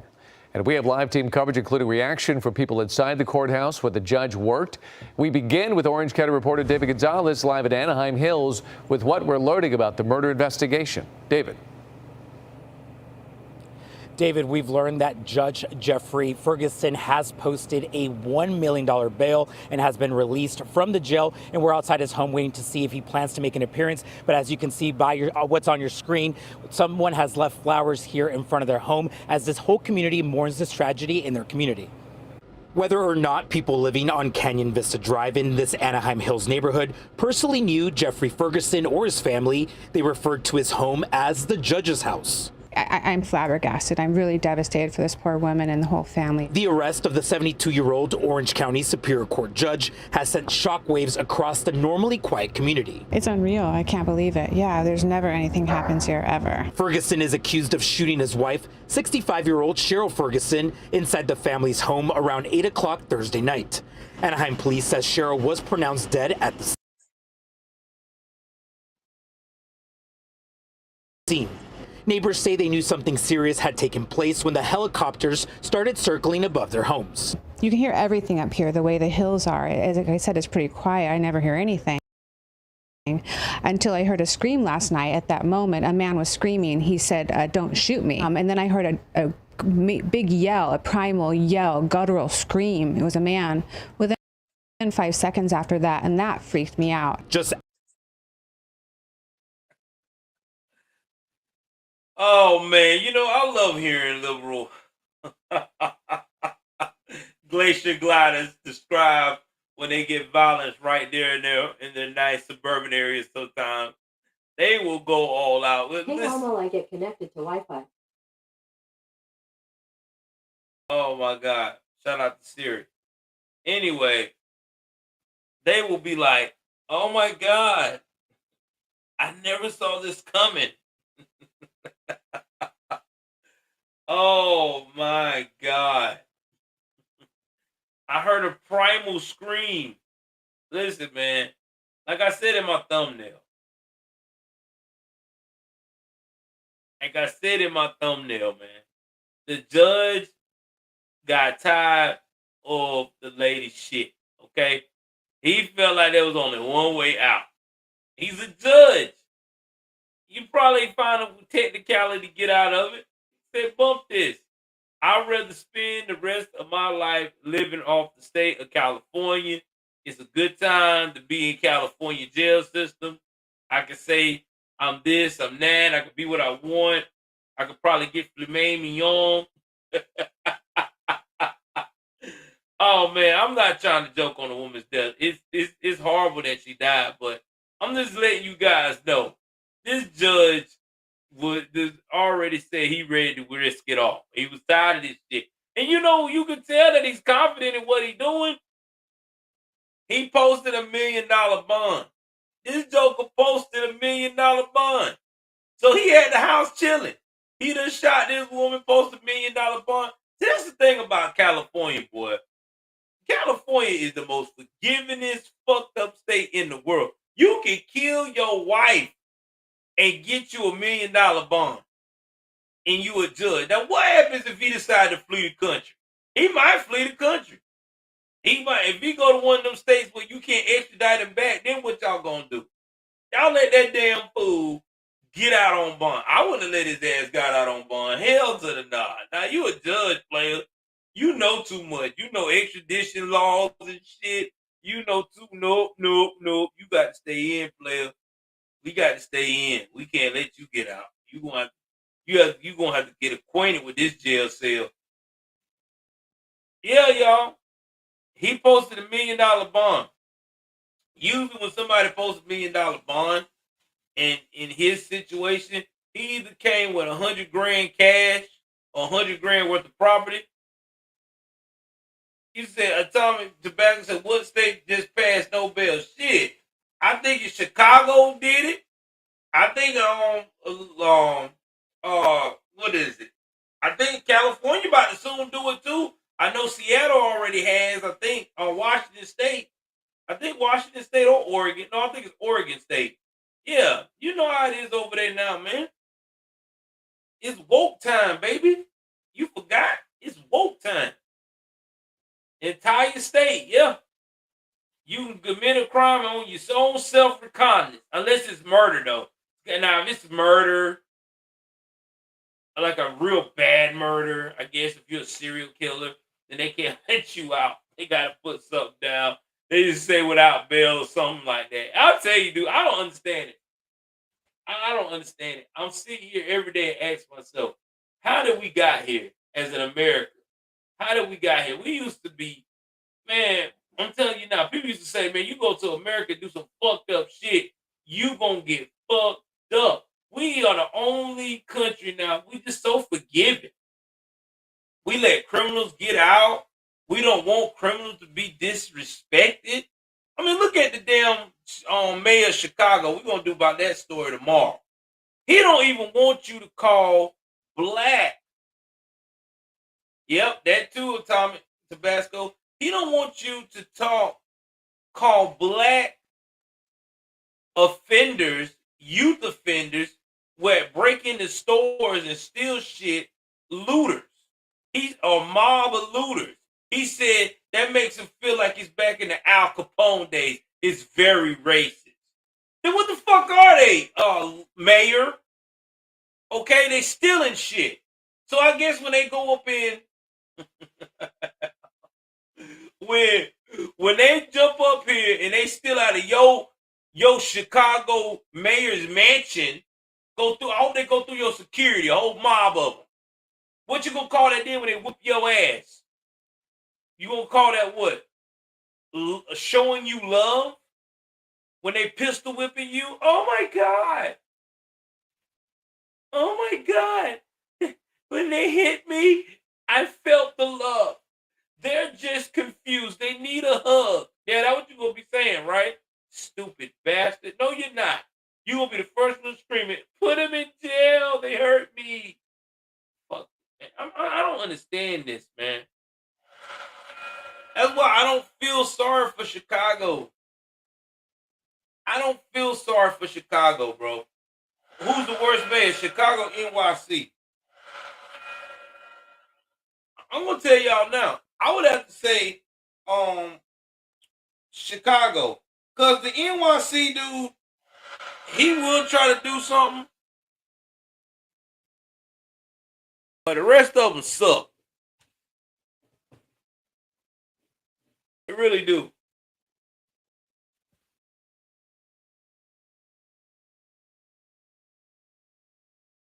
The rest of them suck, bro.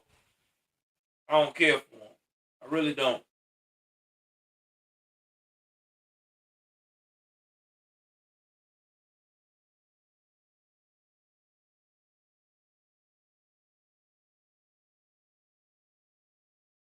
Crazy.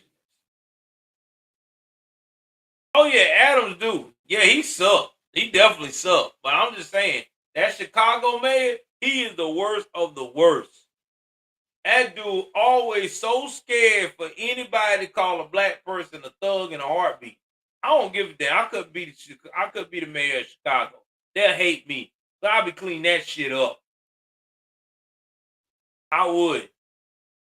Shit be cleaned all the way up. Time when they walk in, they'll be starstruck.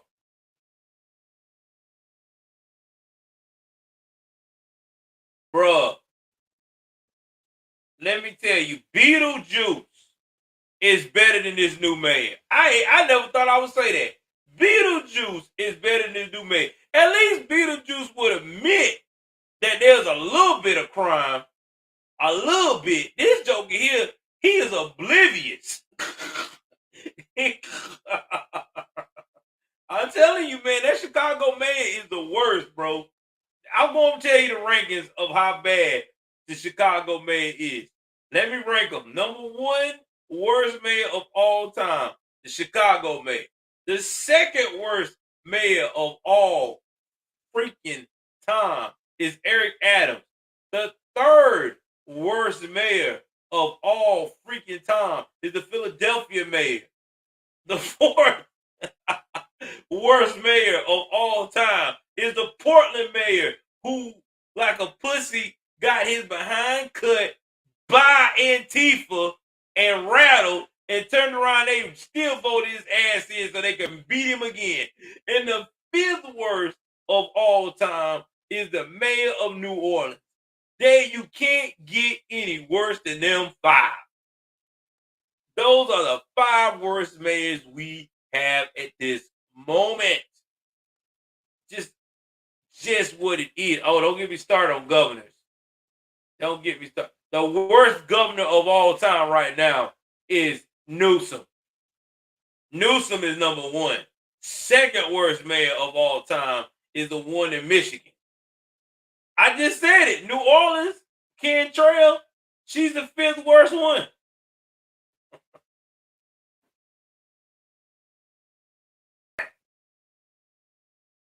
Yeah, Lori is better than Mohawk. I'm serious. That's bad with Lori. At least Beetlejuice will accept some of responsibility. This joker don't want to accept nothing. He wants you to think that Chicago is rosy. Hold on for 1 second, guys.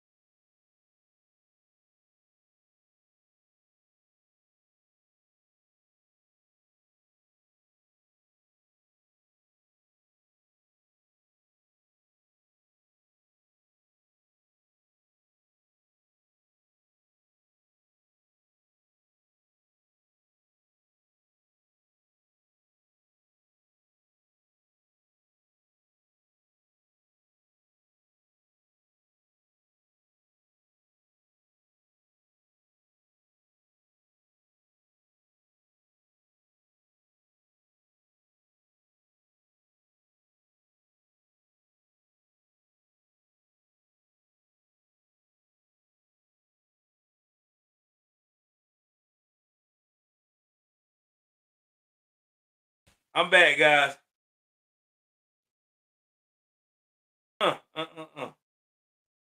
Can't believe that. That's crazy.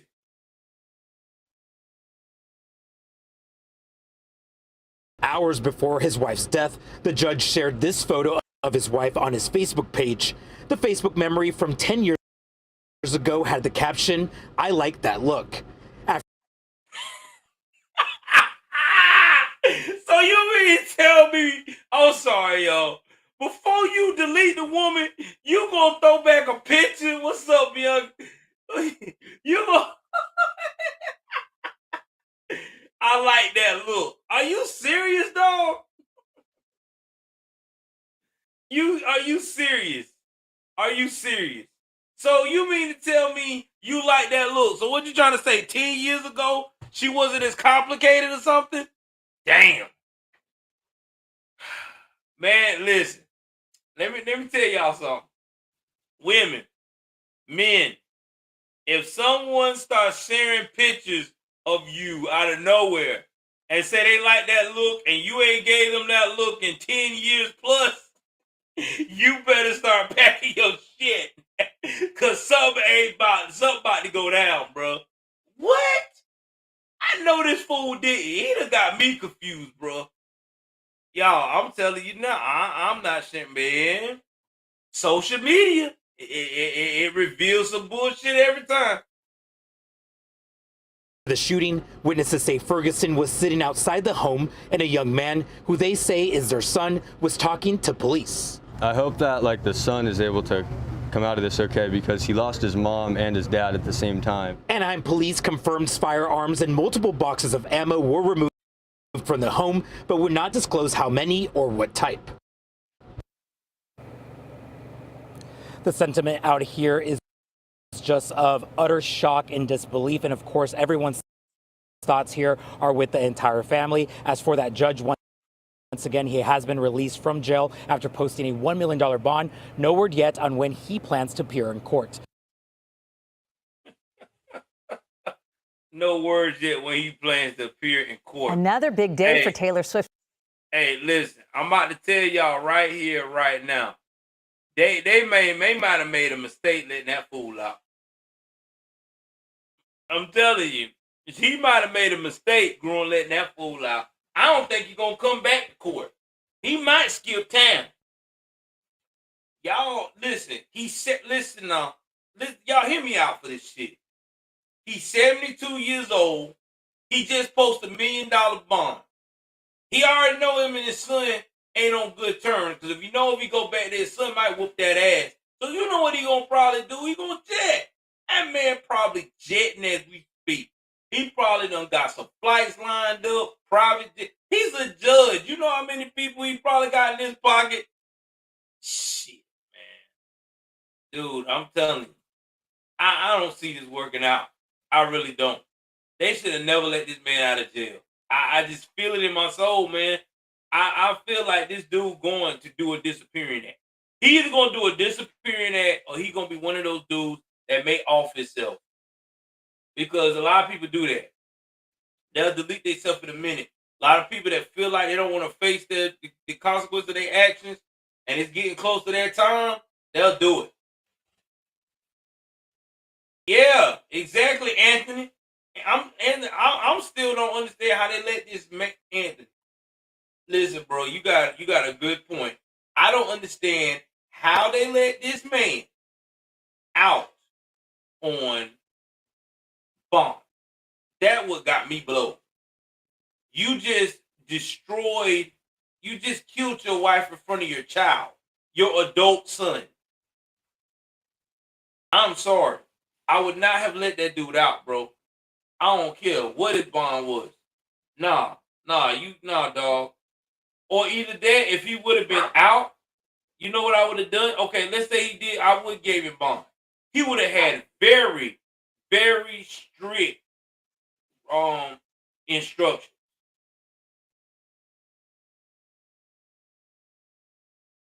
Okay? Oh, you know what team I'm on, baby? I'm team Nesquik. I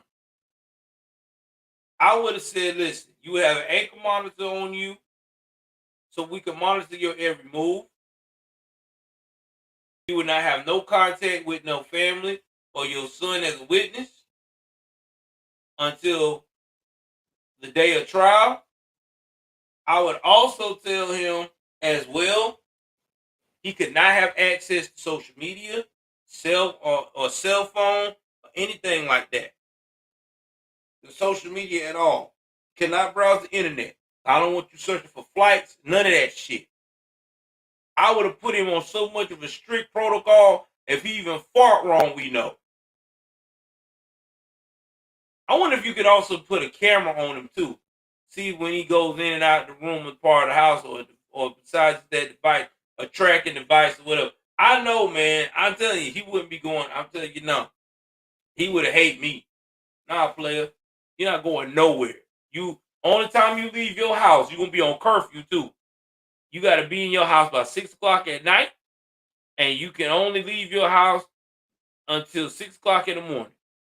And you can only go within the confines of your lawyer, and that's that. You go anywhere after that, or you can go to church, whatever. I would have that judge shook. He would have been like, "Damn, yeah, man, yeah, that don't sit well with me." I'm telling you, that dude gonna bounce, bro. That dude definitely gonna bounce. Ain't no way he's not gonna bounce.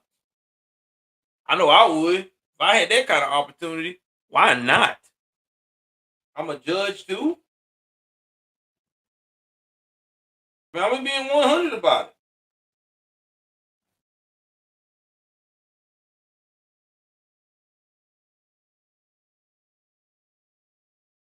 Man, this is another story. This out of Houston, Texas.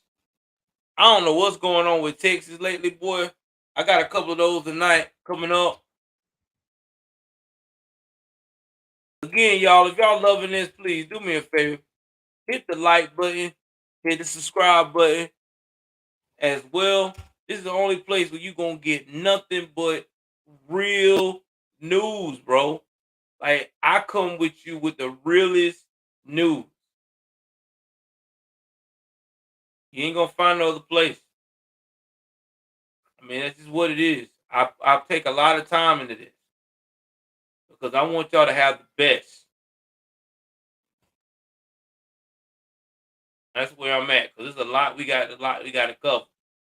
That's a short time. So let's jump into this, man. Again, Northeast Houston, Texas.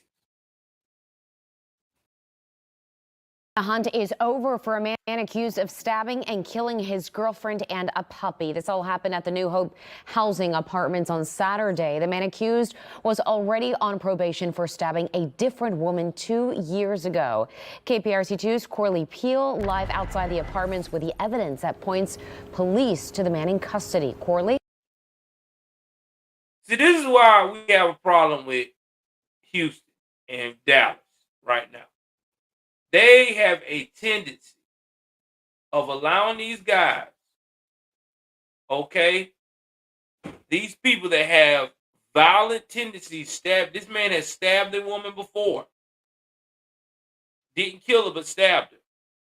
They put him on probation. They didn't put him in jail for no 10 or 12 years. They put him on probation. And now, when you do that to these type of criminals, they get this type of God complex. Well, hell, I beat it last time. Why not again? So what do? I tell you what they do. They will go out here and get with another woman and do her the same exact way. And they know, and they know this. And you know what? You still ain't got nobody, these mayors, getting tough on these type of situations. They still allowing this to continue to go on and on in these counties that's liberal run, like the Dallas Fort Worth area in the Houston, Texas area, aka Harris County, Texas. And you know I'm telling the truth.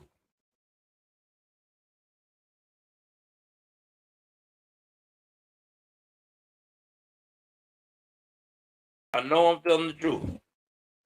Like, this right here is disturbing.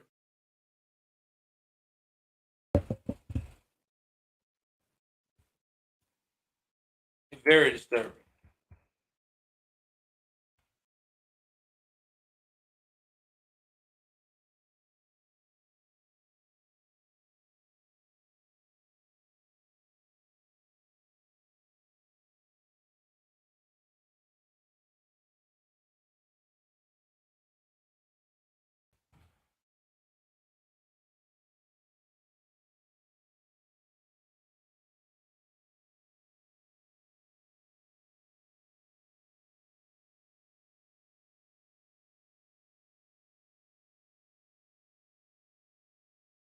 Crazy, man.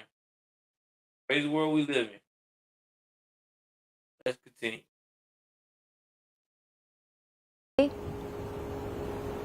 These apartments have security cameras that captured that deadly stabbing. And right now the motive is unclear. But I spoke with a neighbor who says there were plenty of red flags leading up to Potts' girlfriend's death. Days before Marcus Potts' arrest, a neighbor who wants to remain anonymous says she noticed something was off. The days leading up to the murder, he was like a strange. He was strange. She was just real strange. And he tried to talk to me about it. I hate that I didn't talk to him. Saturday night, police say neighbors and staff heard Potts' girlfriend screaming for help inside the New Hope housing apartments. I heard two screams. It wasn't as loud as you would think. Police say Potts' girlfriend and her puppy were found with multiple stab wounds. Records show an employee found Potts cleaning up blood.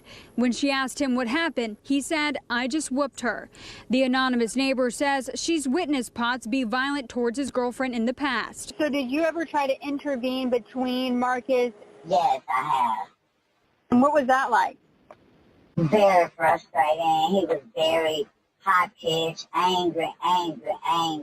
When I told her, I'm going to call the husband, like, no. Do you regret not calling police earlier? Yes. Once again, a major problem in Blackistan. Nobody never, ever wants to call the police. It's like a written code. Don't call the police. Don't do it. You know, so-and-so, you know, they got a job they need to get to. They'll get fired and all this bullshit. 9 out of 10, if you call the police, you can save a life. And people, and it's frustrating that Blackistanians don't understand that.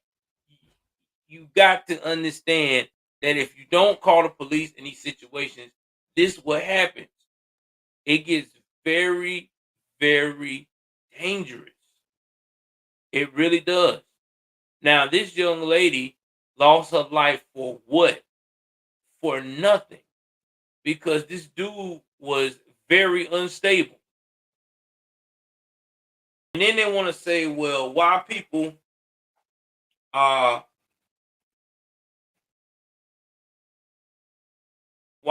intervene? Well, people didn't intervene because who wants to intervene when you try to help somebody? The first thing they say, don't call the cops. Or let's say this has been a major pattern in the black community too. Somebody can go out here and get in a situation where they are being abused. And let's say I go and I try to stop the situation. They'll come to me or when the police get there, they'll defend the person hurting them. In fact, they go as far as make it look like you was the one being the aggressor. You was the one getting involved in their business. So that's why a lot of people don't help out victims that getting abused. And that's why it ends up the way it ends up. And I know that sounds very, as they call it, making an excuse, but I'm being honest about it. That's what really normally happens.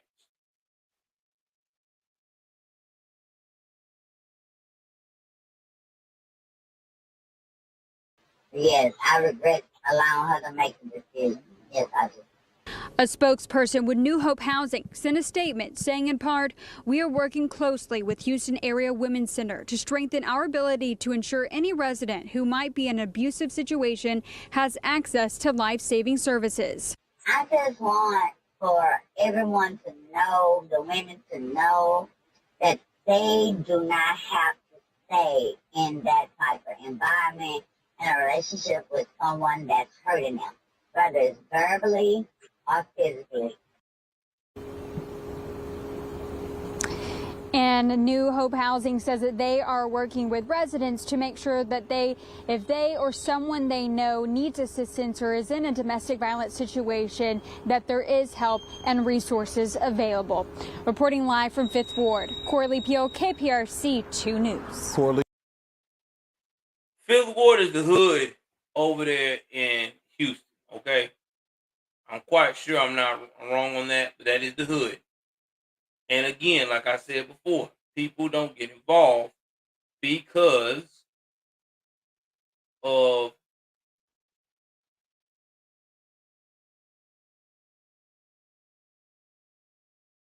they don't want to be considered a snitch or being too nosy in somebody's business. That's why, like I said, a lot of black people in Blackistan, that's why they get murdered like they do. They do. Because over there, they don't believe in law and order.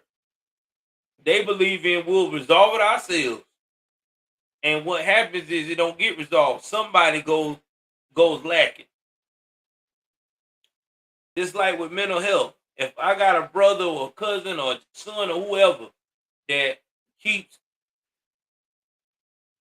having a dangerous mental episode, always getting a weapon, and every time I turn around, I tell them, no, don't call the cops. We'll handle it. Guess what's going to happen? One day, my son's going to get a weapon, or my loved one, or whoever it is, going to get a weapon or towards me, and they're going to go through with it.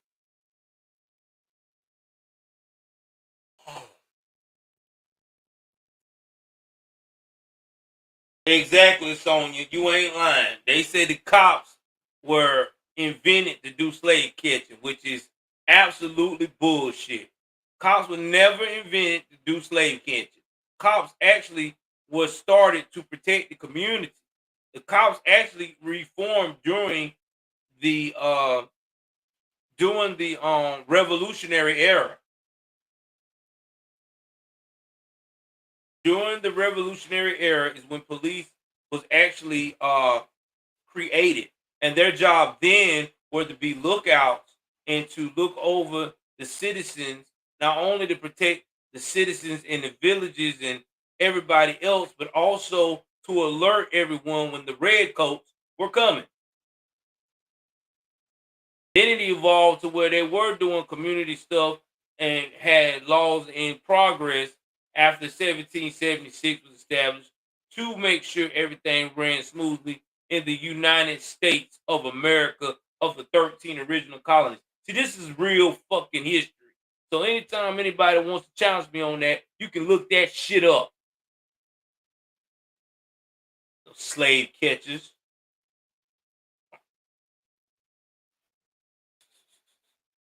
Slave catchers. The only slave catchers they were bounty hunters. They won't talk about that. Yeah, bounty hunters. And they were contracted out of your slave masters, jackasses. No, they don't know the Declaration of Independence. 1619 was, everything was going up in 1619. Everybody was getting kidnapped and enslaved. Hell yeah, the Irish getting enslaved like crazy in 1619. The Indians was getting enslaved in 1619. Black people was getting enslaved in 1619. The Spanish was getting enslaved in 1619. The Vikings was getting Portuguese people in 1619.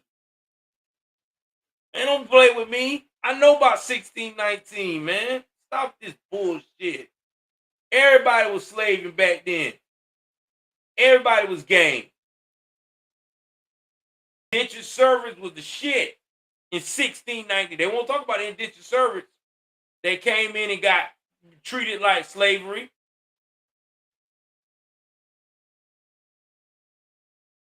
And by the way, on Rebel, Thomas Jefferson was getting it in on slaves, bro.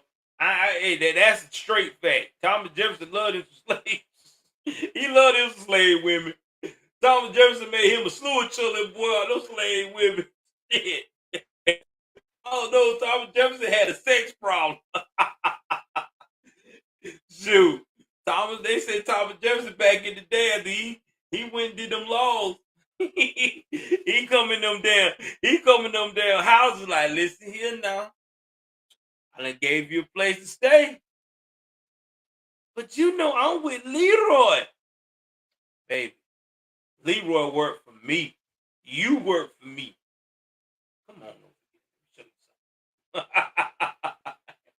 Exactly. Muslims were here for a minute. Shit, man, I ain't want. Like I said, Sonya, everybody was out. If we would go back into history, we would be shocked ourselves. There's a lot of shit in history we still ain't even uncovered. But everybody want to play like that white folks just came in here and took shit. It was never like that. Indians took shit too. Everybody was taking shit. It was a free for all in this uncovered land. Shit's been taken to war and strategic negotiations for the beginning of time, even in the biblical days. So people need to stop this shit. I get so sick of it. Trying to act like white folks the only one that did some fucked up shit. Come on, bro. Come on. But I better not say nothing like that, because then if I start saying something about some other people, they'll try to say I'm this and I'm that. So I had to save that for my my other channel. That's why y'all need to join my my locals. On my locals, I could get very hood on my locals. I can get hood on my locals. I can't get hood on this. I got two locals actually. I'm gonna put both of them on there and start popping up on both of those locals. Yeah, Rebel, since the beginning of time. All right, y'all. We only got a few stories left. We almost there.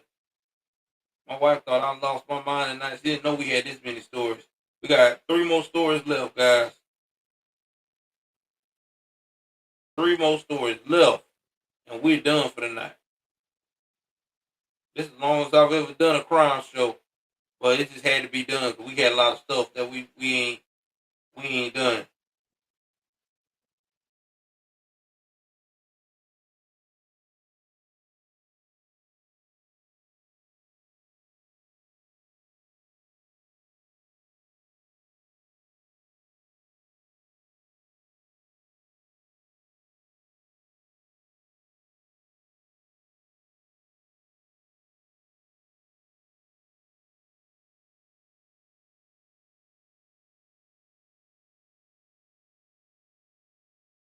All right, y'all give me 1 second.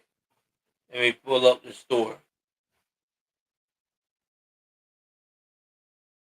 No, there wasn't. You sure ain't lying. Y'all give me some likes over there on Rumble. We had 4 likes, man. Let's get some likes up. Y'all been hanging out with me on Rumble all night, baby. We should be over the top by now on Rumble. I should have like shit, at least 20 likes over there.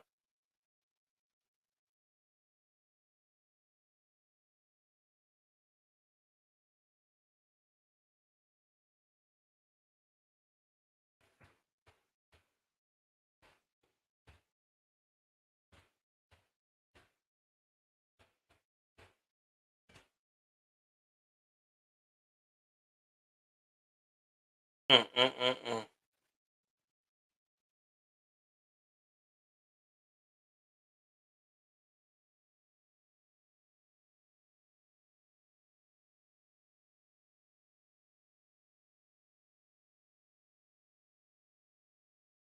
Man, this is crazy.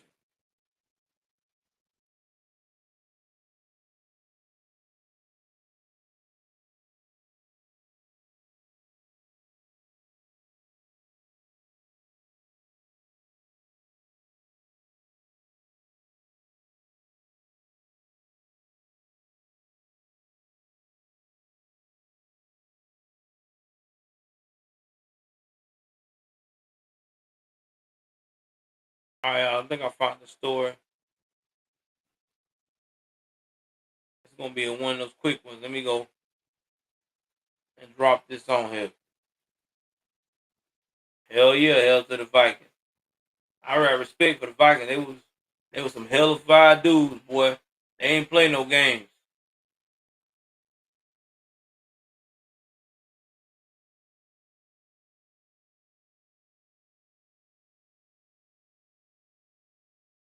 Hold on, guys.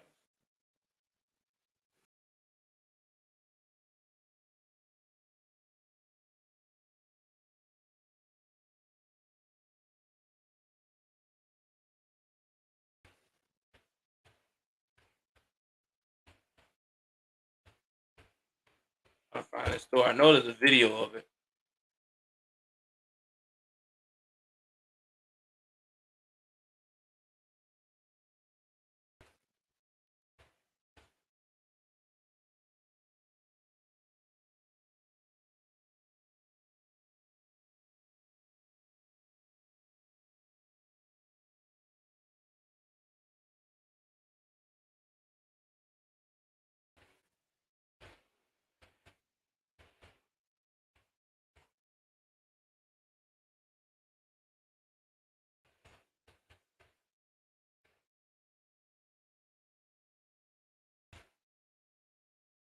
I think I finally found it. Okay.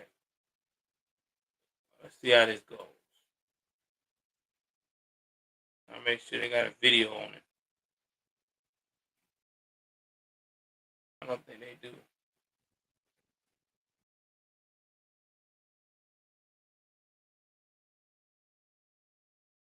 All right, y'all. So, unfortunately, there's no video, so I'm just gonna have to summarize this story. So let's see. Y'all can hear me.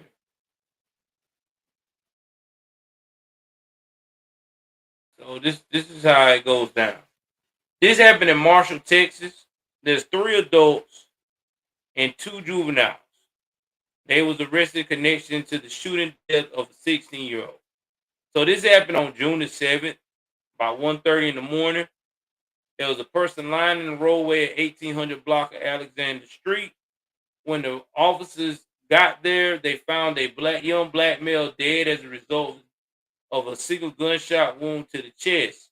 Now, this is what was told by was stated by the Marshall Police Department. Now, and there was an investigation, and they found that the team was lying on the road in the road for more than an hour and a half before the police were called. Now, the individuals reportedly drove around the body and took photos and videos recording of the body in the road. Oh my God.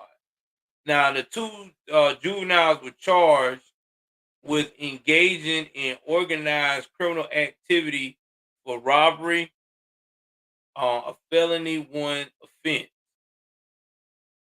Tyra Valentine 24, Diamond Roach 32, and Alexander Morris 50, all of Marshall were arrested and charged with failure to report the human remains.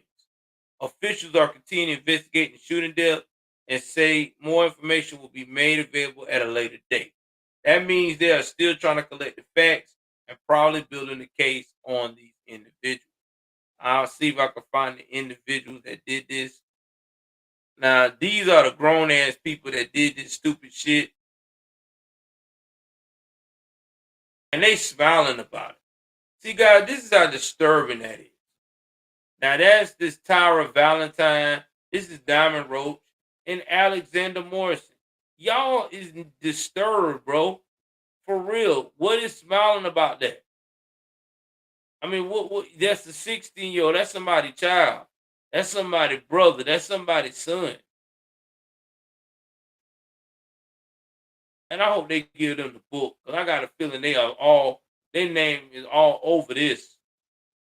I'm sorry. I just do not feel like they just concealed and that's that. I think these people know more than what they saying.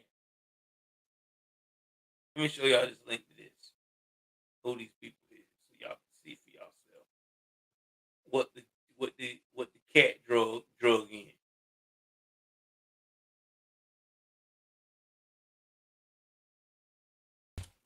These are the people right here. You can't make this up.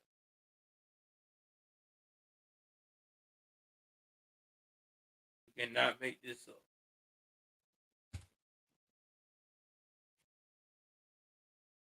I'm telling you, they got everything involved in that deal.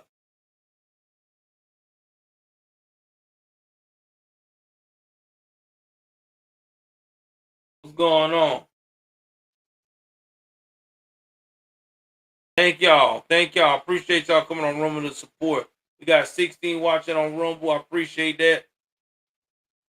We got 2 more stories left. We about to wind down, baby. After that, I'm going to go and try to enjoy my evening with the wife. Probably make me something quick to eat.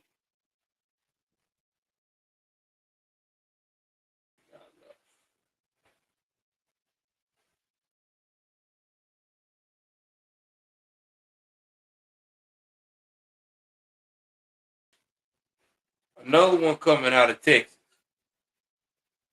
Telling you, man, I don't know what's going on with Texas, boy. I don't think I want to go there. I was telling my wife I was going to want to move to Texas. If I ever want to move out of Georgia, if it got any liberal, but man, the way Texas is acting right now, I'm good. Texas is wilding out.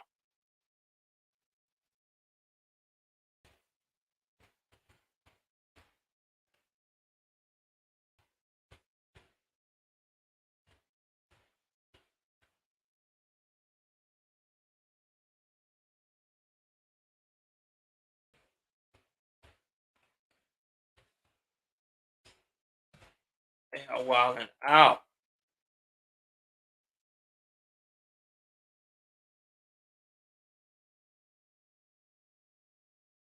All right. This story right here about to blow y'all mind. Let's jump into it.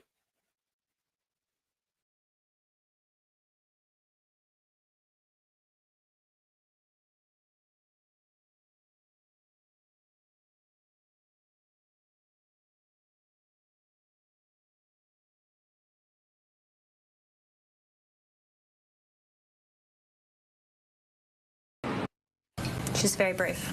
3 police officers that helped bring a teenage girl home last week shared what happened. It started at this Lowe's in North Austin on Tuesday. So she made a plan. She convinced them to let her go into the store. She said she needed to use the restroom. Once inside the store, she ran to the back of the store, found a place to hide. She actually, I guess, made contact with some of the employees there, and they helped her. This is what dispatch was told in a 911 call that came in around 4:30 p.m. She had escaped her captors. One was in the store with her. The other 2 were in the car in the parking lot. And then she gave us descriptions, how many and where they were. When officers arrived, they were able to find 2 suspects still in the parking lot and a third inside the store. I think that she did everything right in the moment, and that helped us a lot in trying to get her back safely. Hey man, we gotta give a shout out to this young girl for being brave, y'all. For real, we gotta give her that, man. For real.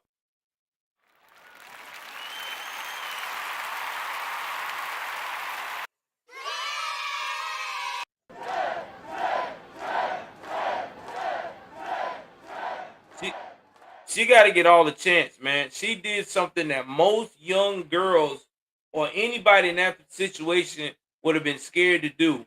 She was so cool, calm, and collective and focused to get away from them by saying, I got to go to the restroom.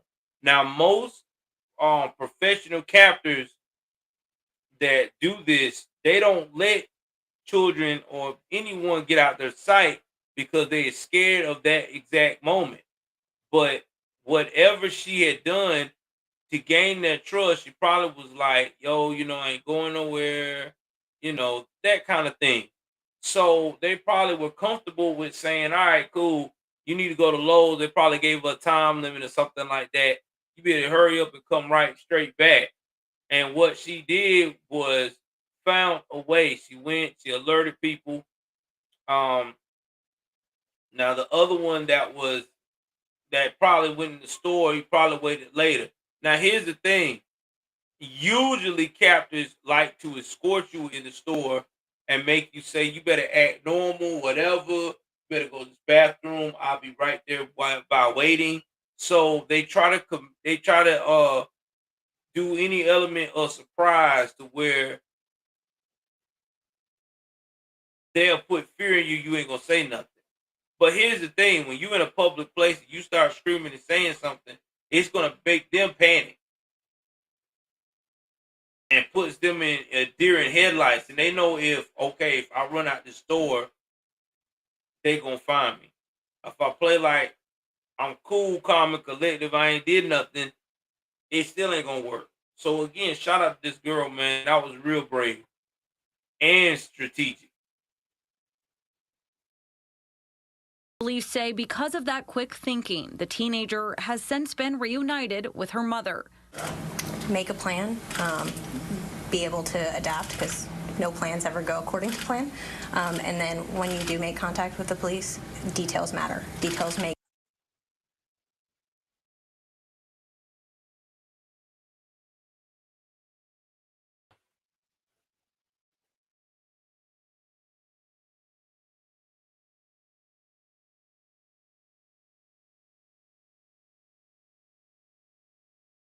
Man, again, shout out to this young lady.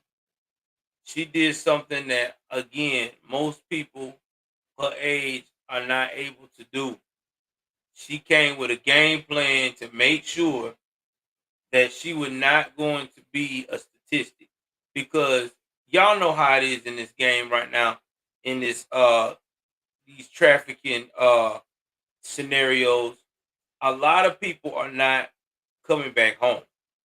Now this is a 48-year-old man that actually was involved in this.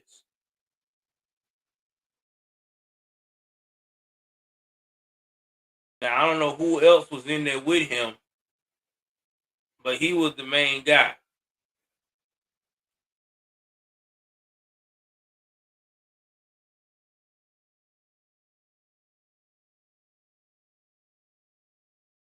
Now he buzz out. Now this is what these traffickers do.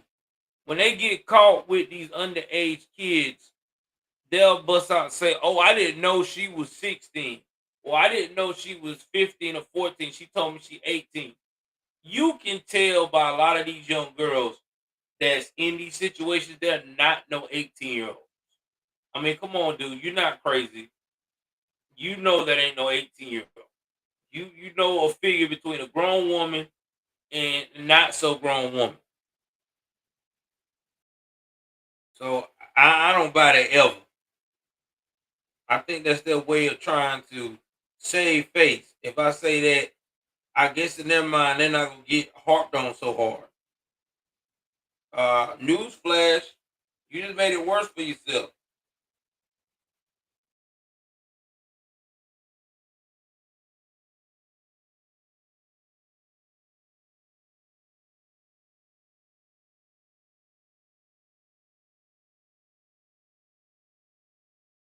All right, last story of the night is so disgusting and disturbing.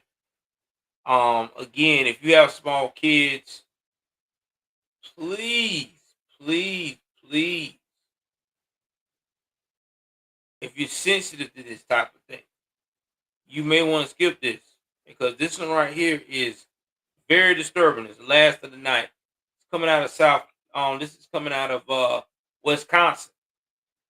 This is coming out of from a teacher, and it's not no regular teacher, guys. This is not a teacher that you would think a young teacher or a freaking male teacher. This is a female teacher that's, we're talking about grandma female teacher. But when I tell you the shocking stuff that she's um currently accused of, it will make you look at grandma never the same again. Never. Never. It make you look at a 74-year-old woman and say, "Oh my God, I cannot believe that she was that type of person. Yeah.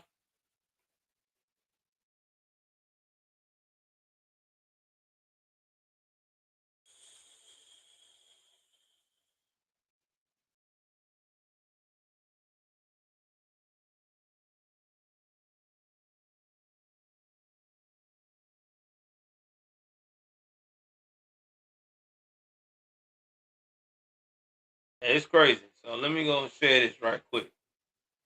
Last story of the night.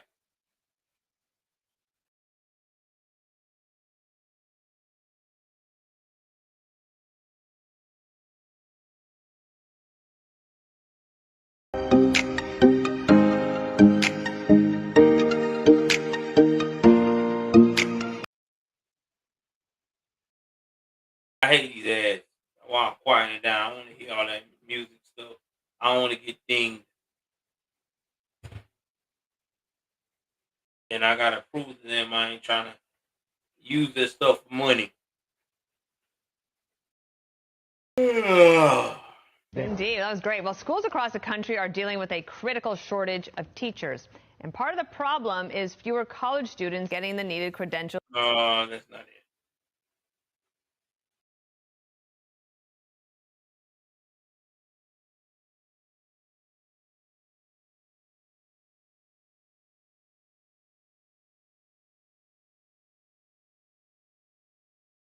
I don't know if I got the video for this woman or not.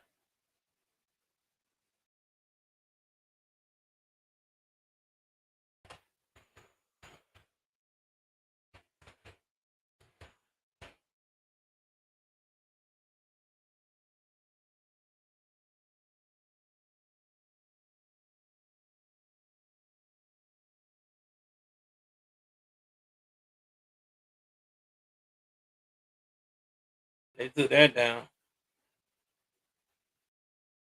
Alright, I think I found it now. We might be able to do it this time. Alright, guys, here we go.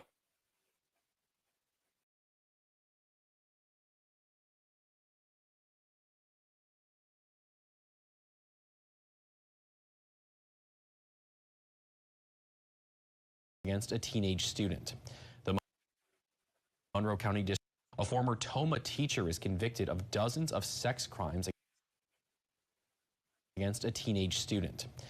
A former Toma teacher is convicted of dozens of sex crimes against a teenage student. The Monroe County District Attorney says a judge convicted 74-year-old Ann Nelson Koch on all 25 counts against her.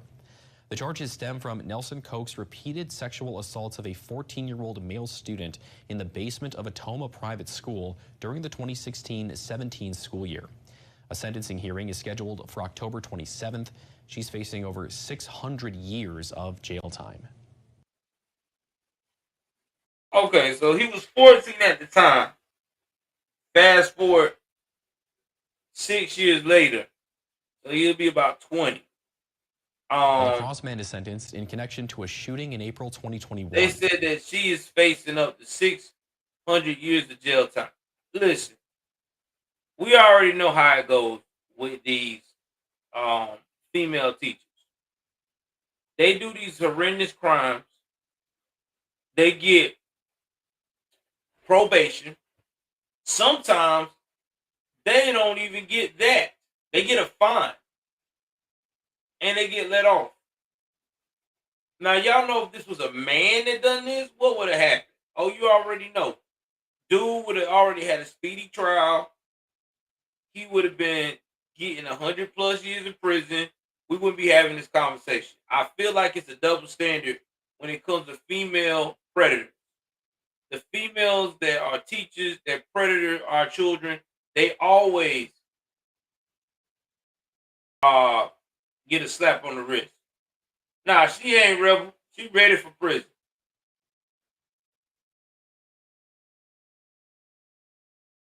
No, teens are not safe, Sonya. We already know that. This woman is 74 years old. She did this 7 years ago.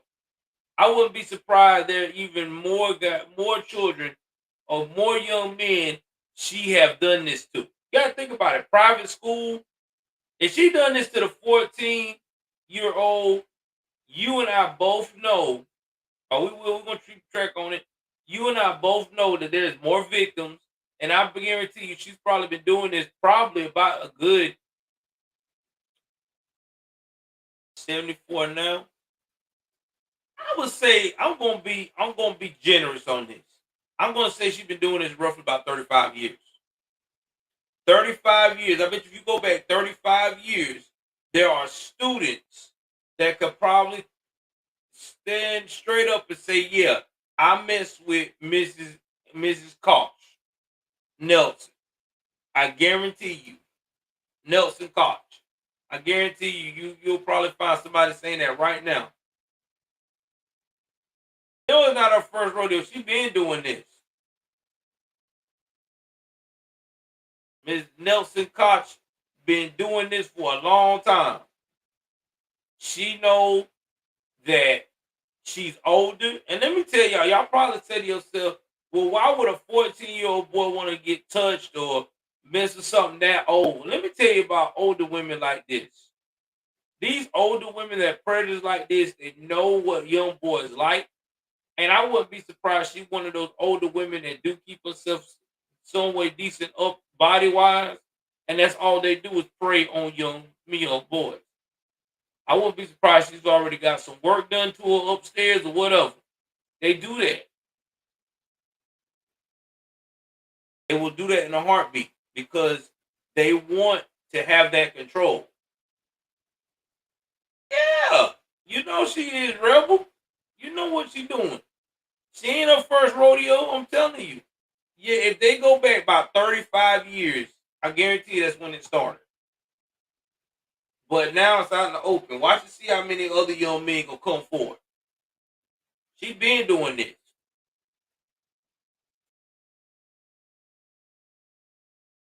She been doing this. There's a lot of older women that do. I went to school with a teacher. I mean, when I was in school, there was a teacher that's rumored that had started grooming young men to mess with. Ever since she started teaching. And she wasn't no bad looking woman back then.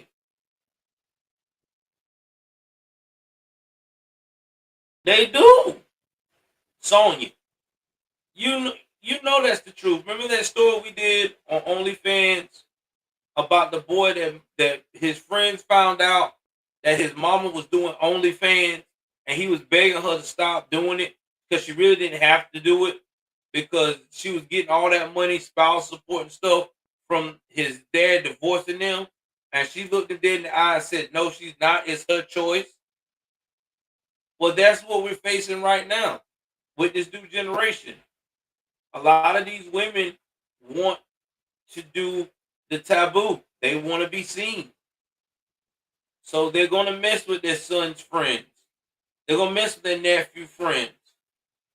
Creep on the low.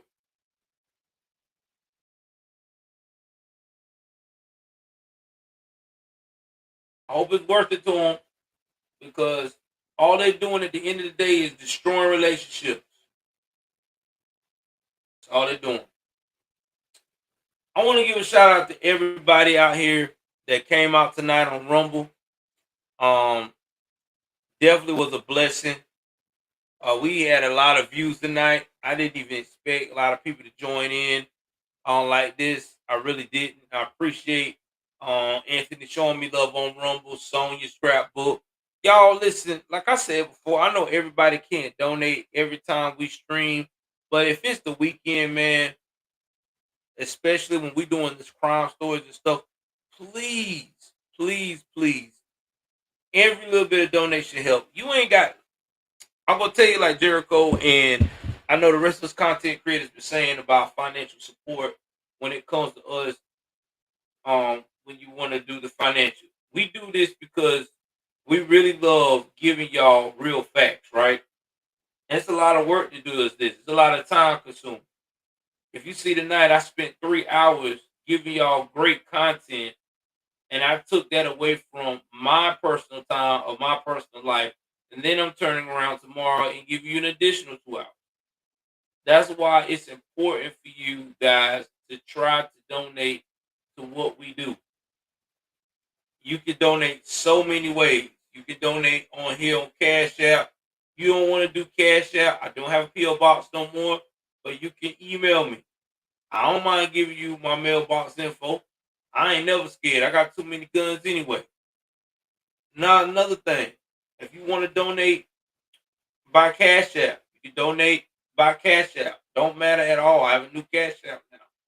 I don't have that old Cash App with Joel's News and Views. You can donate to the new Cash App. Either that, you can you don't want to go through PayPal, you don't want to go through Cash App. Thank you, Anthony. Thank you for that $10 super check. I appreciate you, brother. You know, just let me know. You know how you want to do it. You know, I also got Apple Pay. No, my merch is all me, man. On Rebel. I was with Nine Line, but I gotta change that. They're not my sponsor no more. They quit doing sponsors right now, or recruiting more sponsors because of the fact of the matter of what's been going on with the COVID and the change is in the upper echelon of the company. So I gotta find a patriotic sponsor. It's been hard to find one because most of them that I want to deal with and everything. Oh yeah, I could drop you the merch link. Give me a second.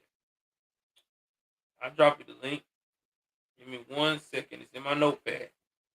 Yeah, my merch is right here.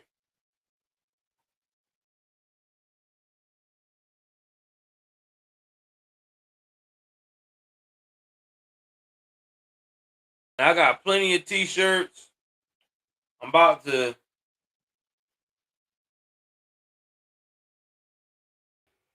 do one where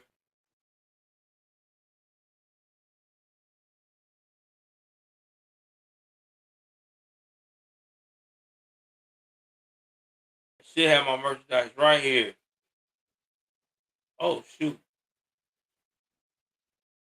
Hold on. No wonder y'all can't get my page. Hold on, guys. I got you. Hold on.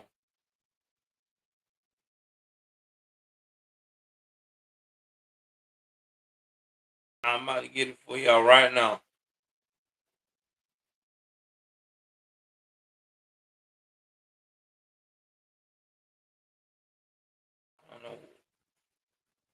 I don't know why I didn't do that.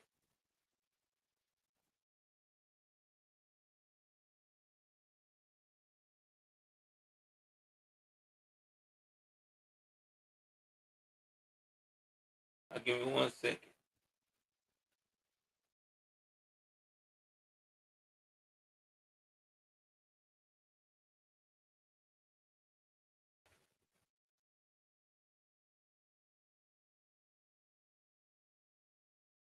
Hold on, y'all.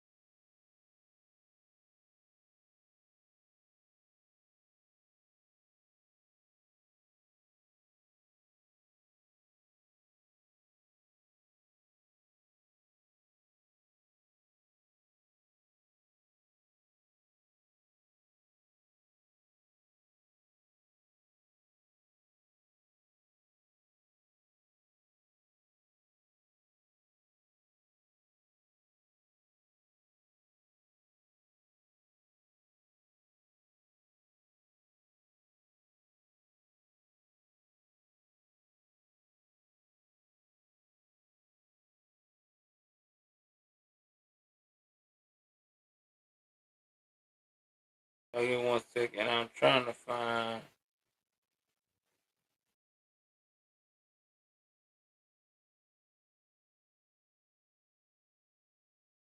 Okay, I found it.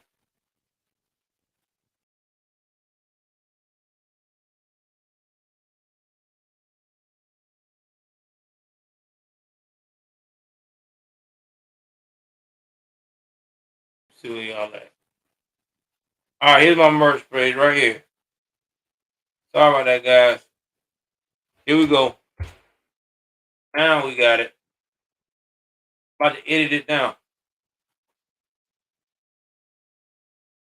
It should work now. And I'm about to edit it right now in my notes.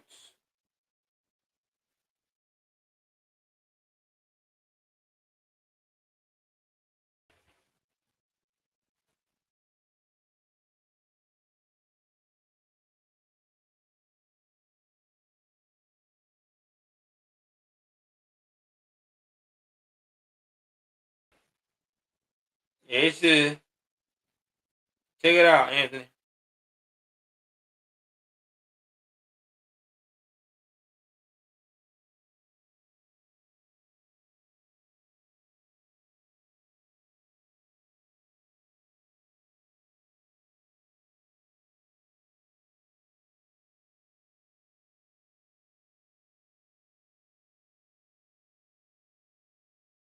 I'm back. I'm sorry. I went black for a minute.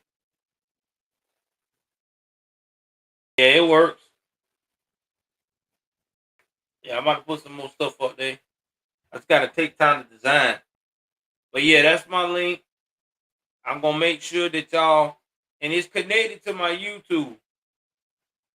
So y'all definitely get on my merch, man.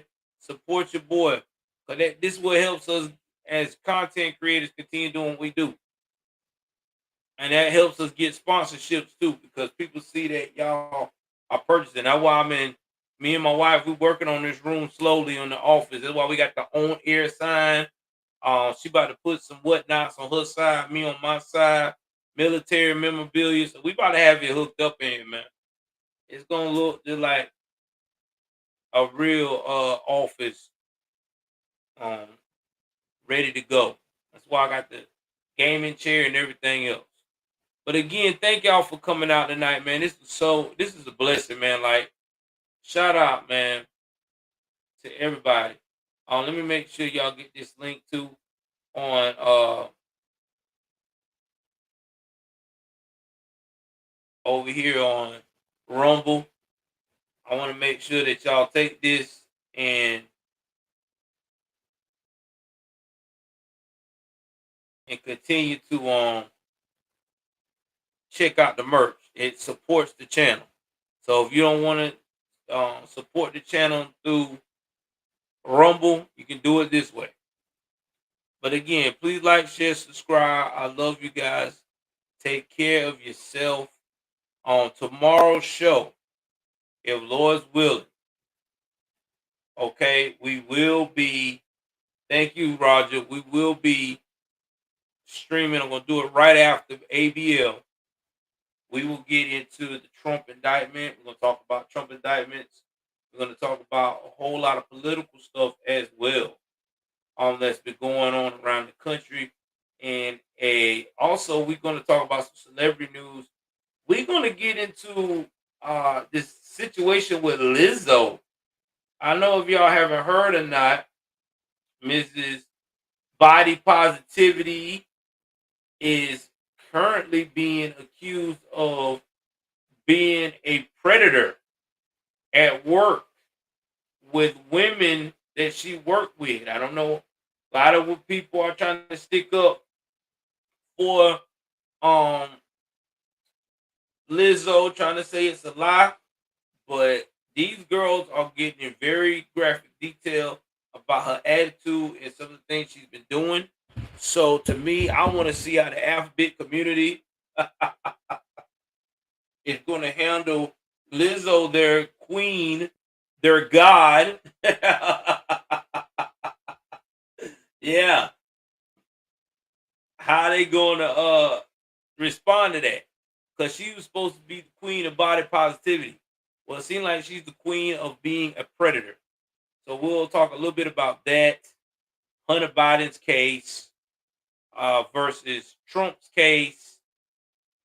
And this whole light bulb thing is kind of weird.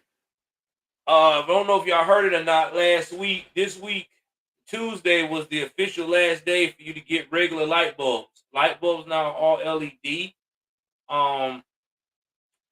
Pros and cons with LED, but to me, I have no idea. And oh yeah, serial killers. We will talk about that Giglio Beach murder.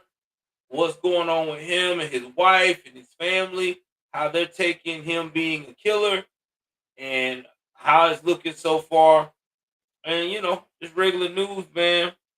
But I will do a call in on the show with my boy ABL. Please like, share, and subscribe. Share this broadcast. Also, I am now on Facebook. I got my Facebook. I just did a new page because the old page just was not doing it for me.